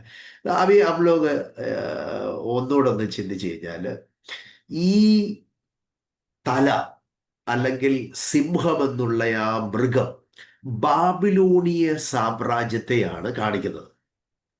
सिर जो सोने से बना है वो बाबिलोनिय साम्राज्य को दिखाता है। കിങ് നെബുക്കദ്നേസർ ആണ് ആ സോണാസെ ബനായ വാല അല്ലെങ്കിൽ ആ സ്വർണം കൊണ്ടുണ്ടാക്കിയ ആ തല. सोने से बनाया हुआ सिर जो है नेबुकदनेस्सर राजा को दर्शाता ഇത് है। വളരെ ബ്യൂട്ടിഫുൾ ആയിട്ട് നമ്മൾ വായിക്കാൻ പോവാണ്. ആക്ച്വലി ബാബിലോണിന്റെ ചിഹ്നം പോലും, സിമ്പല് പോലും ലയണാണ്. बेबीलोन का जो चिन्ह है वो सिंह है। या इराक में हम जाएगा तो ये सिंबल को आपको दिखाई देगा. ലയണിന്റെ ചിഹ്നമാണ്, സിമ്പലാണ്, എംബ്ലമാണ്. और इराक में अगर हम जाएंगे उनका एम्बलम में जो चिन्ह है वो सिंह है। ഓക്കെ. ദൈവം ആക്ച്വലി ബാബിലോണിയ സാമ്രാജ്യം സാമ്രാജ്യങ്ങളിലെ ഏറ്റവും വളരെ ശക്തമായ ഒരു സാമ്രാജ്യമായിരുന്നു. बेबीलोन साम्राज्य तो सबसे सख्त जो है ശക്തിശാലി ശക്തിശാലി ഏറ്റവും साम्राज्य था। ഏറ്റവും ശ്രേഷ്ഠമായ ഒരു സാമ്രാജ്യം, രാജ്യമായിരുന്നു ബാബിലോണിയ സാമ്രാജ്യം. हम कह सकते कि बेबीलोनियन साम्राज्य श्रेष्ठ सामर्थ्यवान साम्राज्य था।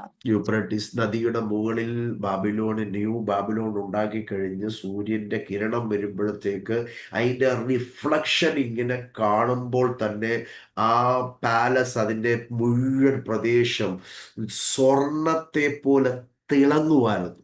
അപ്പം ഒരു ഗോൾഡൻ ഇമേജ് ആയിരുന്നു ആ ന്യൂ ബാബിലോണിൽ അല്ലെങ്കിൽ ബാബിലോണിയ സാമ്രാജ്യത്തിന് കിട്ടിയിരുന്നത്. बेबीलोनियन साम्राज्य का जो इमेज जो है यूफ्रेटिस नदी के ऊपर बनाया गया। सूर्य जब अपनी किरणें जब देता है, जब उगता है, तो बेबीलोन का जो वो महल जो है वो उसकी परछाई सोने के समान चमकती है करके ऐसा बताया गया है। ഇത് സ്വർണം, ഏറ്റവും കോസ്റ്റ്ലി ആയിരിക്കുന്ന സ്വർണം കൊണ്ടാണ് ഈ ബിംബത്തിന്റെ തല നിർമ്മിച്ചിരിക്കുന്നത്. बहुत बहुमूल्य जो वस्तु सोने से इस मूर्त का सिर को बनाया गया है। അത് നമ്മളെ പഠിപ്പിക്കുന്ന ബാബിലോണിയ സാമ്രാജ്യം സകല രാജ്യങ്ങളെയും മുകളിൽ ഭരണം നടത്തിയ നെബൂഖദ്നേസറിന്റെ രാജ്യത്തെയാണ് നമ്മൾ ഈ ദർശനത്തിൽ കാണുന്നത്. 605 BC മുതൽ 539 BC വരെ ഈ ബാബിലോണിയ സാമ്രാജ്യം ഈ ഭൂമിയിൽ ശക്തമായി പ്രബലപ്പെട്ടു. और जो सिर मूर्त का सिर जो है बेबीलोनियन साम्राज्य जिसका राजा नेबुकदनेस्सर है, 605 से लेके 539 BC तक सारे साम्राज्य के ऊपर राज्य किया शक्तिशाली साम्राज्य। अब एक और ये जो मूर्त देखो, यानी जानवर देखो, 7 का पहला लायन है लेकिन उसको 2 पंख है, 2 पंख. देखो 2 पंख. आमीन। ഈ സിംഹത്തിന് 2 ചിറകുകളുണ്ട്. അപ്പോൾ 7ന്റെ 4 ഒന്ന് വായിക്കാമോ? 4ാമത്തെ വാക്യം ഒന്ന് വായിക്കാമോ? 7वां अध्याय का 4था वचन। पहला जंतु सिंह के समान था, उसके पंख उकाब के से थे, मेरे देखते देखते उसके पंखों के पर नोचे गए। ഇത് നമ്മളെ കാണിക്കുന്നത് ഒരു കാര്യമുണ്ട്. ലയൺ ജാൻവറിലെ അല്ലെങ്കിൽ മൃഗങ്ങളുടെ രാജാവാണ്. പക്ഷേ ഉക്കാബ്, ഗരുഡ് അല്ലെങ്കിൽ അവിടെ കാണുന്ന കഴുകന്റെ ചിറക്, പക്ഷികളിലെ റാണി അല്ലെങ്കിൽ രാജാവായിരിക്കുന്ന ഏറ്റവും ഉന്നതിയിൽ പറക്കുന്ന ഒരു പക്ഷിയായ ആ പക്ഷികളുടെ രാജാവായിരിക്കുന്ന കഴുകൻ, അപ്പോൾ തന്നെ മെറ്റലിൻ്റെ അകത്ത് ഏറ്റവും കോസ്റ്റ്ലി ആയിരിക്കുന്ന ആ സ്വർണം, ആ, അതാണ് ബാബിലോണിയ സാമ്രാജ്യം നമ്മളെ കാണിക്കുന്നത്. और इस 7वां अध्याय के 4था वचन में जो जंतु दिखाया है सिंह है। सिंह और सोने का जो सिर दिखाया वो बाबिलोनिय साम्राज्य है। और सिंह के पास जो उकाब के पंख है, वो उकाब जो है पक्षियों का रानी जो ऊंचाई में उड़ता है। जानवरों का राजा है सिंह, और पक्षियों का राजा और रानी कहलाता है जो उकाब को। ओके, सो जो वस्तुओं से बहुत ही कॉस्टली है सोना, इसका मतलब एकदम प्रेशियस एक किंगडम था बाबिलोनिय साम्राज्य, नबूकदनेस्സറിന്റെ രാജ്യം. യാ, Amen. അത് ബാബിലോണിയ സാമ്രാജ്യത്തെ കാണിക്കുന്ന രണ്ടാമത്തിലേക്ക് നമ്മൾ പോവുകയാണ്. ഓരോന്നും നമ്മളിപ്പോൾ പഠിച്ചു പഠിച്ചു വരാൻ പോവുകയാണ്. ഓക്കെ, രണ്ടാമത് നമ്മൾ വായിക്കുമ്പോഴത്തേക്ക് നിങ്ങൾ കണ്ടോ, രണ്ടാമത്തെ ഇതിൻ്റെ അകത്ത് ഈ ബിംബത്തിന്റെ രണ്ടാമത്തെ മെറ്റല് എന്തോ കൊണ്ടാണ് ഉണ്ടാക്കിയിരിക്കുന്നത്? വെള്ളി കൊണ്ടാണ് ഉണ്ടാക്കിയിരിക്കുന്നത്. और हम देखते हैं कि इस मूर्त को फिर छाती और भुजाएं चांदी से बनाया है। യാ, രണ്ട് കൈകളുണ്ട്, അപ്പോൾ തന്നെ നെഞ്ചുണ്ട്. ഇത് വെള്ളി കൊണ്ടാണ് ഉണ്ടാക്കിയിരിക്കുന്നത്. 2 हाथ है और सीना जो है वो चांदी से बनाया है। लेकिन देखो, ये जानवर, दूसरा जानवर बालू है. दूसरा രണ്ടാമത്തെ അഞ്ചാമത്തെ जंतु വാക്യം, ഏഴിന്റെ അഞ്ച്. 7 का 5 वचन, फिर मैंने एक और जंतु देखा जो रेश के समान था और एक बालू, वो बालू है, बालू, हाँ, बियर, पंजर के बल उठा हुआ था और उसके हाँ, मुंह में दांतों के बीच 3 पसलियां थी हाँ. और लोग उससे कह रहे थे उठकर बहुत मांस खा। ओके, ठीक है, ठीक है, ठीक है. अभी देखो, इसमें और एक बात मैं बताना चाह रहा. ये जो देखो, ബാലു കൈസ കടി है, അവന്റെ ഒരു പാർശ്വ ഉയർത്തി വായിൽ എല്ല് കടിച്ചു പിടിച്ചുകൊണ്ടാണ് ഇദ്ദേഹം നിൽക്കുന്നത്. और ये भालू कैसा खड़ा है वो हमें ध्यान देना है। उसके पंजर जो है उठा हुआ है, मुंह में दांतों के बीच में पसलियां भी हैं। ഒരു പാർശ്വ ഉയർത്തി, ഒരു एक हाथ പാർശ്വ ഉയർത്തി, ആ, एक हाथ उठाया हुआ है ആ. उसके बाद देखो, इधर भी देखो, രണ്ട് കരങ്ങൾ. और दूसरा अध्याय में जो मूर्त है उसमें भी 2 അത് हाथ है, വെള്ളി കൊണ്ടാണ് ഉണ്ടാക്കിയിരിക്കുന്നത്. चांदी से बनाया है। അപ്പൊ ഈ കാര്യങ്ങൾ രണ്ട് കളിക്കുന്ന രണ്ട് രാജ്യങ്ങളെയാണ്, രണ്ട് രാജ്യങ്ങളെ. और ये दर्शाता है 2 साम्राज्य या राज्य। ഈ ഈ ബിംബത്തിന്റെ കൈകൾ തളർന്നതല്ല, ഹാൻഡിക്യാപ്പ് അല്ല, ഇതിന് രണ്ട് കരങ്ങളുണ്ട്, അത് വെള്ളി കൊണ്ട് നിർമ്മിച്ചിരിക്കുകയാണ്. और इस मूर्त का जो हाथ है वो हैंडीकैप नहीं है, वो चांदी से बनाया गया है। അപ്പോൾ തന്നെ ഈ കരടി ഒരു പാർശ്വം ഉയർത്തി ഇങ്ങനെ നിൽക്കുകയാണ്. അപ്പം അവർ രണ്ട് ഭാഗത്തെയാണ് കാണിക്കുന്നത്, രണ്ട് കാര്യത്തെയാണ് ഇത് കാണിക്കുന്നത്. और यहाँ पर ये जो जंतु भालू है ഉട്കട. उसका एक हाथ उठाया हुआ है, वो 2 बातों को बताता है। तो ये दोनों को, ഇത് രണ്ടും രണ്ട് രാജ്യങ്ങളെയാണ് നമുക്ക് ഇവിടെ കാണിച്ചു തരുന്നത്. और ये 2 भुजाएं जो है 2 राज्य को അപ്പോൾ दिखाता തന്നെ है। നമ്മൾ 8-ാം അധ്യായത്തിലേക്ക് ഒന്ന് വരാം. 8-ാം അധ്യായത്തിലേക്ക് ഈ സെയിം ഒരു ദർശനം രണ്ടാമത്തെ സ്വപ്നം ദാനിയേലിന് കൊടുക്കുമ്പോൾ ദൈവം അവിടെയും കാണിക്കുന്നുണ്ട്. और जब परमेश्वर दानियल को दूसरा स्वप्न दिखाता है उसमें ये जंतु फिर से बताया। 8-ാം അധ്യായത്തിന്റെ 3-ാമത്തെ വാക്യം കണ്ടോ? 8वां अध्याय का 3रा वचन, फिर मैंने आंख उठाकर देखा कि उस नदी के सामने 2 सींग वाला एक मेढ़ा खड़ा है। കണ്ടോ? उसके दोनों सींग बड़े हैं, परंतु ആ, उनमें से एक ബസ് अधिक ബസ് बड़ा ബസ് है। Okay, okay. ഇവിടെ കേട്ടോ, ഈ മൂന്ന് ദർശനവും നിങ്ങൾ കാണും, മൂന്ന് കാര്യം സ്വപ്നവും. ആദ്യത്തെ നെബൂഖദ്നേസർ സ്വപ്നത്തിന്റെ അകത്ത് രണ്ട് കരങ്ങളുള്ള വെള്ളിയുടെ ആ നെഞ്ച് ഭാഗം. രണ്ടാമത്തെ ദാനിയേലിന്റെ സ്വപ്നം കാണുമ്പോൾ ഒന്നാമത്തെ സ്വപ്നത്തിന്റെ അകത്ത് കരടി ഒരു പാർശ്വം ഉയർത്തി നിൽക്കുന്നു. മൂന്നാമത്തെ സ്വപ്നത്തിന്റെ അകത്ത് കണ്ട ഒരു ആട്ടുകൊറ്റൻ നിൽക്കുകയാണ്. അതിന് രണ്ട് കൊമ്പുകളുണ്ട്. पहले हमने दूसरा अध्याय में देखा जो नेबुकदनेस्सर ने मूरत को स्वप्न में देखा, उसका 2 भुजाएँ हैं जो चांदी के हैं। फिर हमने देखा दानियेल का जो स्वप्न 7 अध्याय में जो जंतु भालू है, उसका एक हाथ उठाया हुआ है। फिर 8वाँ अध्याय में हम देखते हैं कि उसका दूसरा स्वप्न, दानियेल का दूसरा स्वप्न में मेढ़ को देखते हैं, मेढ़े जिसका 2 सींग है। ഇത് മൂന്നും മിഡോ പേർഷ്യൻ കിങ്ഡത്തെയാണ് കാണിക്കുന്നത്. മത്തി ഓർ ഫാരസ്. और ये तीनों जो स्वप्न है 2 साम्राज्य को देखते हैं, मेती और फारस। രണ്ട് കൊമ്പുകൾ ഒരു പാർശ്വം ഉയർത്തി രണ്ട് ഭാഗങ്ങളെ കാണിക്കുന്ന കരടി, രണ്ട് കരങ്ങൾ, രണ്ട് നേഷൻസിനെയാണ് അത് ഒരുമിച്ച് ചേർന്ന് ബാബിലോണിനെ ആക്രമിക്കുന്ന, അതിനെ കീഴടക്കുന്ന മിഡോ പേർഷ്യൻ കിങ്ഡത്തെയാണ് ഈ സ്വപ്നം നമ്മളെ കാണിക്കുന്നത്. और ये जो स्वप्न बताता है कि 2 साम्राज्य है, भुजाएँ और जो एक हाथ उठा है भालू का और 2 मेढ़े का 2 सींग जो है, 2 साम्राज्य जो मेती और फारस है, वो बताता है जो बाबिलोन साम्राज्य को हराता है, ദൈവം हराया। നമ്മളെ ദൈവം നമ്മളെ സഹായിക്കട്ടെ. നെക്സ്റ്റ് ക്ലാസ്സിൽ നമ്മൾ അതിനെ ഒന്നുകൂടെ വ്യാഖ്യാനിക്കുകയും പഠിക്കുകയും ചെയ്യും. ആ, ദൈവം നമ്മളെ സഹായിക്കട്ടെ. ഒന്ന് ഈ ഈ ദാനിയേലിന്റെ പ്രവചന പുസ്തകങ്ങൾ ഒന്ന് പഠിക്കുകയും വായിക്കുകയും ചെയ്യണം. അപ്പം കൂടുതലായിട്ട് നമുക്ക് കാര്യങ്ങൾ ഗ്രഹിക്കുവാൻ കഴിയും. ദൈവം നിങ്ങളെ സഹായിക്കുമാറാകട്ടെ. എല്ലാവർക്കും സ്തോത്രം. ധാരാളമായി ദൈവം സഹായിക്കട്ടെ.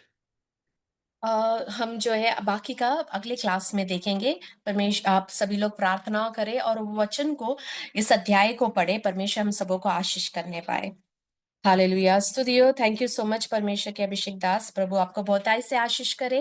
समय का समाप्त हो चुका है।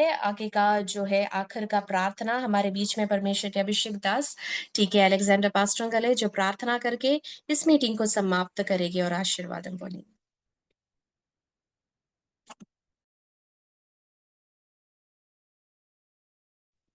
Praise the Lord. Hallelujah. Hallelujah. Hallelujah. കർത്താവേ സ്തുതിക്കുന്നു, സ്തുതിക്കുന്നു, സ്തുതിക്കുന്നു, സ്തുതിക്കുന്നു. നല്ല ദൈവമേ, സ്വർഗീയപിതാവേ, ഈ നല്ല സമയത്തിനായി നന്ദിയോട് വാഴ്ത്തുന്നു, സ്തുതിക്കുന്നു. തിരുവചനവുമായി ഞങ്ങളുടെ സന്നിധിയിലായിരിക്കുന്ന കർത്താവേ, ഞങ്ങളെ ബലപ്പെടുത്തിയുള്ള കൃപയ്ക്കായി നന്ദിയോട് വാഴ്ത്തുന്നു, സ്തുതിക്കുന്നു. വചനത്തിന്റെ മർമ്മങ്ങളെ വെളിപ്പെടുവാൻ തൊക്കണം കർത്താവേ, ഞങ്ങളെ സഹായിച്ച കൃപയ്ക്കായി നന്ദിയോട് സ്തുതിക്കുന്നു. തിരുനാമത്തപ്പെടുവാൻ തൊക്കണം നിര്യാക്കണമേ എന്ന് പ്രാർത്ഥിക്കുന്നു. ലോകത്തോട് കർത്താവെ, ലോകത്തിന്റെ അധികാരത്തോട് ദൈവത്തിന്റെ ഇടപെടലുകൾ കർത്താവെ അടിങ്ങൾക്ക് വചനത്തിൽ കൂടെ കാണുവാൻ തൊക്കണം വേണ്ടി അടുത്തിരുന്നുണ്ടല്ലോ. കർത്താവെ സ്തോത്രം. അനേക സാമ്രാജ്യങ്ങളെ കുറിച്ച് പ്രവചിക്കുവാൻ, കർത്താവെ ദർശനങ്ങൾ കാണിക്കുവാൻ, ദൈവത്തിന്റെ പ്രവൃത്തിയോടെ വെളിപ്പെടുവാൻ ഇടയാക്കിയല്ലോ. അതിനായിട്ട് സ്തോത്രം ചെയ്യുന്നു കർത്താവെ, സ്തോത്രം. ഹല്ലേലൂയ. ദൈവത്തിന്റെ വചനം സത്യമെന്നും അത് സത്യമായി സംഭവിച്ചുകൊണ്ടിരിക്കുന്നു എന്നുള്ളതും അടിങ്ങൾക്ക് ഗ്രഹിപ്പാൻ തൊക്കണം കർത്താവെ നിലയാത്തതിനാൽ സ്തോത്രം ചെയ്യുന്നു. വചനത്തിൽ നിന്ന് കർത്താവെ ക്ലാസ്സുകൾ എടുക്കുവാൻ തൊക്കണം എൻ്റെ ദാസനെ ഉപയോഗിച്ച് കൃപക്കാട്ട് സ്തുതിക്കുന്നു. ധാരാളമായി അനുഗ്രഹിക്കണമേ, ദൈവം കൊണ്ട് നിറയ്ക്കണമേ എന്ന് പ്രാർത്ഥിക്കുന്ന കർത്താവെ, തൻ്റെ ശുശ്രൂഷകൾ മേൽ നിന്റെ കൃപകൾ അനുഗ്രഹിക്കണമേ. കർത്താവെ, നമുക്ക് തന്നിട്ടുള്ള എല്ലാം നമ്മൾ കാട്ടും സ്തുതിക്കുന്നു. ഇവിടെ കൂടി വന്ന എല്ലാവരെയും പ്രാർത്ഥിക്കുന്നു. എല്ലാവരെയും അനുഗ്രഹിക്കണമേ, സ്വർഗീയ കൃപ കൊണ്ട് നിറയ്ക്കണമേ, ആത്മാവിൽ ബലപ്പെടുത്തണമേ എന്ന് പ്രാർത്ഥിക്കുന്ന കർത്താവെ, ലോക സംഭവങ്ങൾ കർത്താവെ പഠിക്കുമ്പോൾ ഹല്ലേലൂയ ഈ അവസാന നാളുകളിൽ അടിയങ്ങൾ എത്തിയിരിക്കുന്നു എന്ന് അറിയുവാൻ കൊണ്ട് മെറ്റാടുത്തിയിരുന്നുണ്ടല്ലോ. കൈതൊടാതുള്ള കല്ല് കർത്താവ് ഇമ്മത്തേൽ പതിക്കുവാനുള്ള സമയം ആസന്നമായിക്കൊണ്ടിരിക്കുന്നു എന്ന് ലോക സംഭവങ്ങൾ അടിയങ്ങളെ വിളിച്ചറിയിക്കുമ്പോൾ അതിനുവേണ്ടി ഒരുക്കമുള്ളവരായി ദൈവകൃപയിലായിരിക്കാൻ തൊക്കണം കർത്താവെ, നിറങ്ങളെ ബലപ്പെടുത്തണമേ എന്ന് പ്രാർത്ഥിക്കുന്നു. വചനം ഗ്രഹിപ്പാൻ തൊക്കണം കർത്താവെ, പ്രിയപ്പെട്ടവരെ അനുഗ്രഹിക്കണം. ഹൃദയങ്ങളെ ക്രമീകരിച്ച് കർത്താവെ ബുദ്ധിയെ പ്രകാശിപ്പിച്ച് അത് ഗ്രഹിപ്പാൻ ആവശ്യമായിരിക്കുന്ന കൃപ നൽകി അനുഗ്രഹിക്കണമെന്ന് പ്രാർത്ഥിക്കുന്നു. കർത്താവെ സ്തോത്രം ചെയ്യുന്നു. ഉല്ലാസകര ദൈവസഭയോട് പ്രാർത്ഥിക്കുന്നു, നീ അനുഗ്രഹിക്കണം. എൻ്റെ മക്കൾ കൂടി ചെയ്യുന്ന എല്ലാ പ്രവൃത്തികളും അനുഗ്രഹമായി തീരുവാൻ നീ കൃപ ചെയ്യണമേ. കർത്താവെ കരങ്ങളടിയങ്ങളെ മുഴുവനായി താഴ്ത്തുന്നു. ഈ മുമ്പേ സെൻറ്ററിന് വേണ്ടി പ്രാർത്ഥിക്കുന്നു. സ്വർഗത്തിലെ സകല അനുഗ്രഹങ്ങളെ കൊണ്ട് നിറയ്ക്കണമേ. सबको एक बार और आपकी हाथ में समर्पण करके प्रार्थना करता हूँ. आशीष दे, कृपा दे, ताकत दे. हालेलुया. प्रभु की वचन की हालेलुया वो पढ़ाई हमको हालेलुया आशीष होने के लिए प्रभु ने मदद देता है, इसलिए धन्यवाद प्रभु जी। आने वाला दिन में प्रभु की आगमन का हालेलुया हलचलन हम इधर उधर दिखते रहता है, उसके लिए तैयारी के साथ पवित्र जीवन बिता के प्रभु में हालेलुया स्थिर रहने के लिए, विश्वास में स्थिर रहने के लिए, आगे बढ़ने के लिए कृपा और ताकत दीजिए। जो वजन से वेस्ट करने के लिए प्रभु के दास को हालेलुया कृपा दिया, शक्ति दिया, सामर्थ्य, इसलिए धन्यवाद प्रभु जी। उसका सेवकाई के लिए, उसका परिवार के लिए प्रार्थना करता हूँ। हालेलुया प्रभु जी, सबको एक बार और आपके हाथ में समर्पण करके प्रार्थना करता हूँ। अनुग्रह दे, कृपा दे, और आने वाला दिन में प्रभु जी हमारा पढ़ाई अच्छी तरह होने के लिए आपके हाथ में समर्पण करके प्रार्थना करता हूँ। प्रभु यीशु मसीह का मीठा नाम से मांगता हूँ, सुन और कबूल कर, ആമേൻ. കർത്താവായ യേശുക്രിസ്തുവിന്റെ കൃപയും പിതാവായ ദൈവത്തിന്റെ സ്നേഹവും ആശ്രയിച്ച് വളർത്തുന്ന പരിശുദ്ധാത്മാവിന്റെ കൂട്ടായ്മയും കാവലും നാം എല്ലാവരോടും പ്രാർത്ഥിച്ച എല്ലാ വിഷയങ്ങളോടും സകല വിശുദ്ധന്മാരോടും ഇപ്പോഴും എപ്പോഴും ഉണ്ടായിരിക്കുമാറാകട്ടെ. ആമേൻ.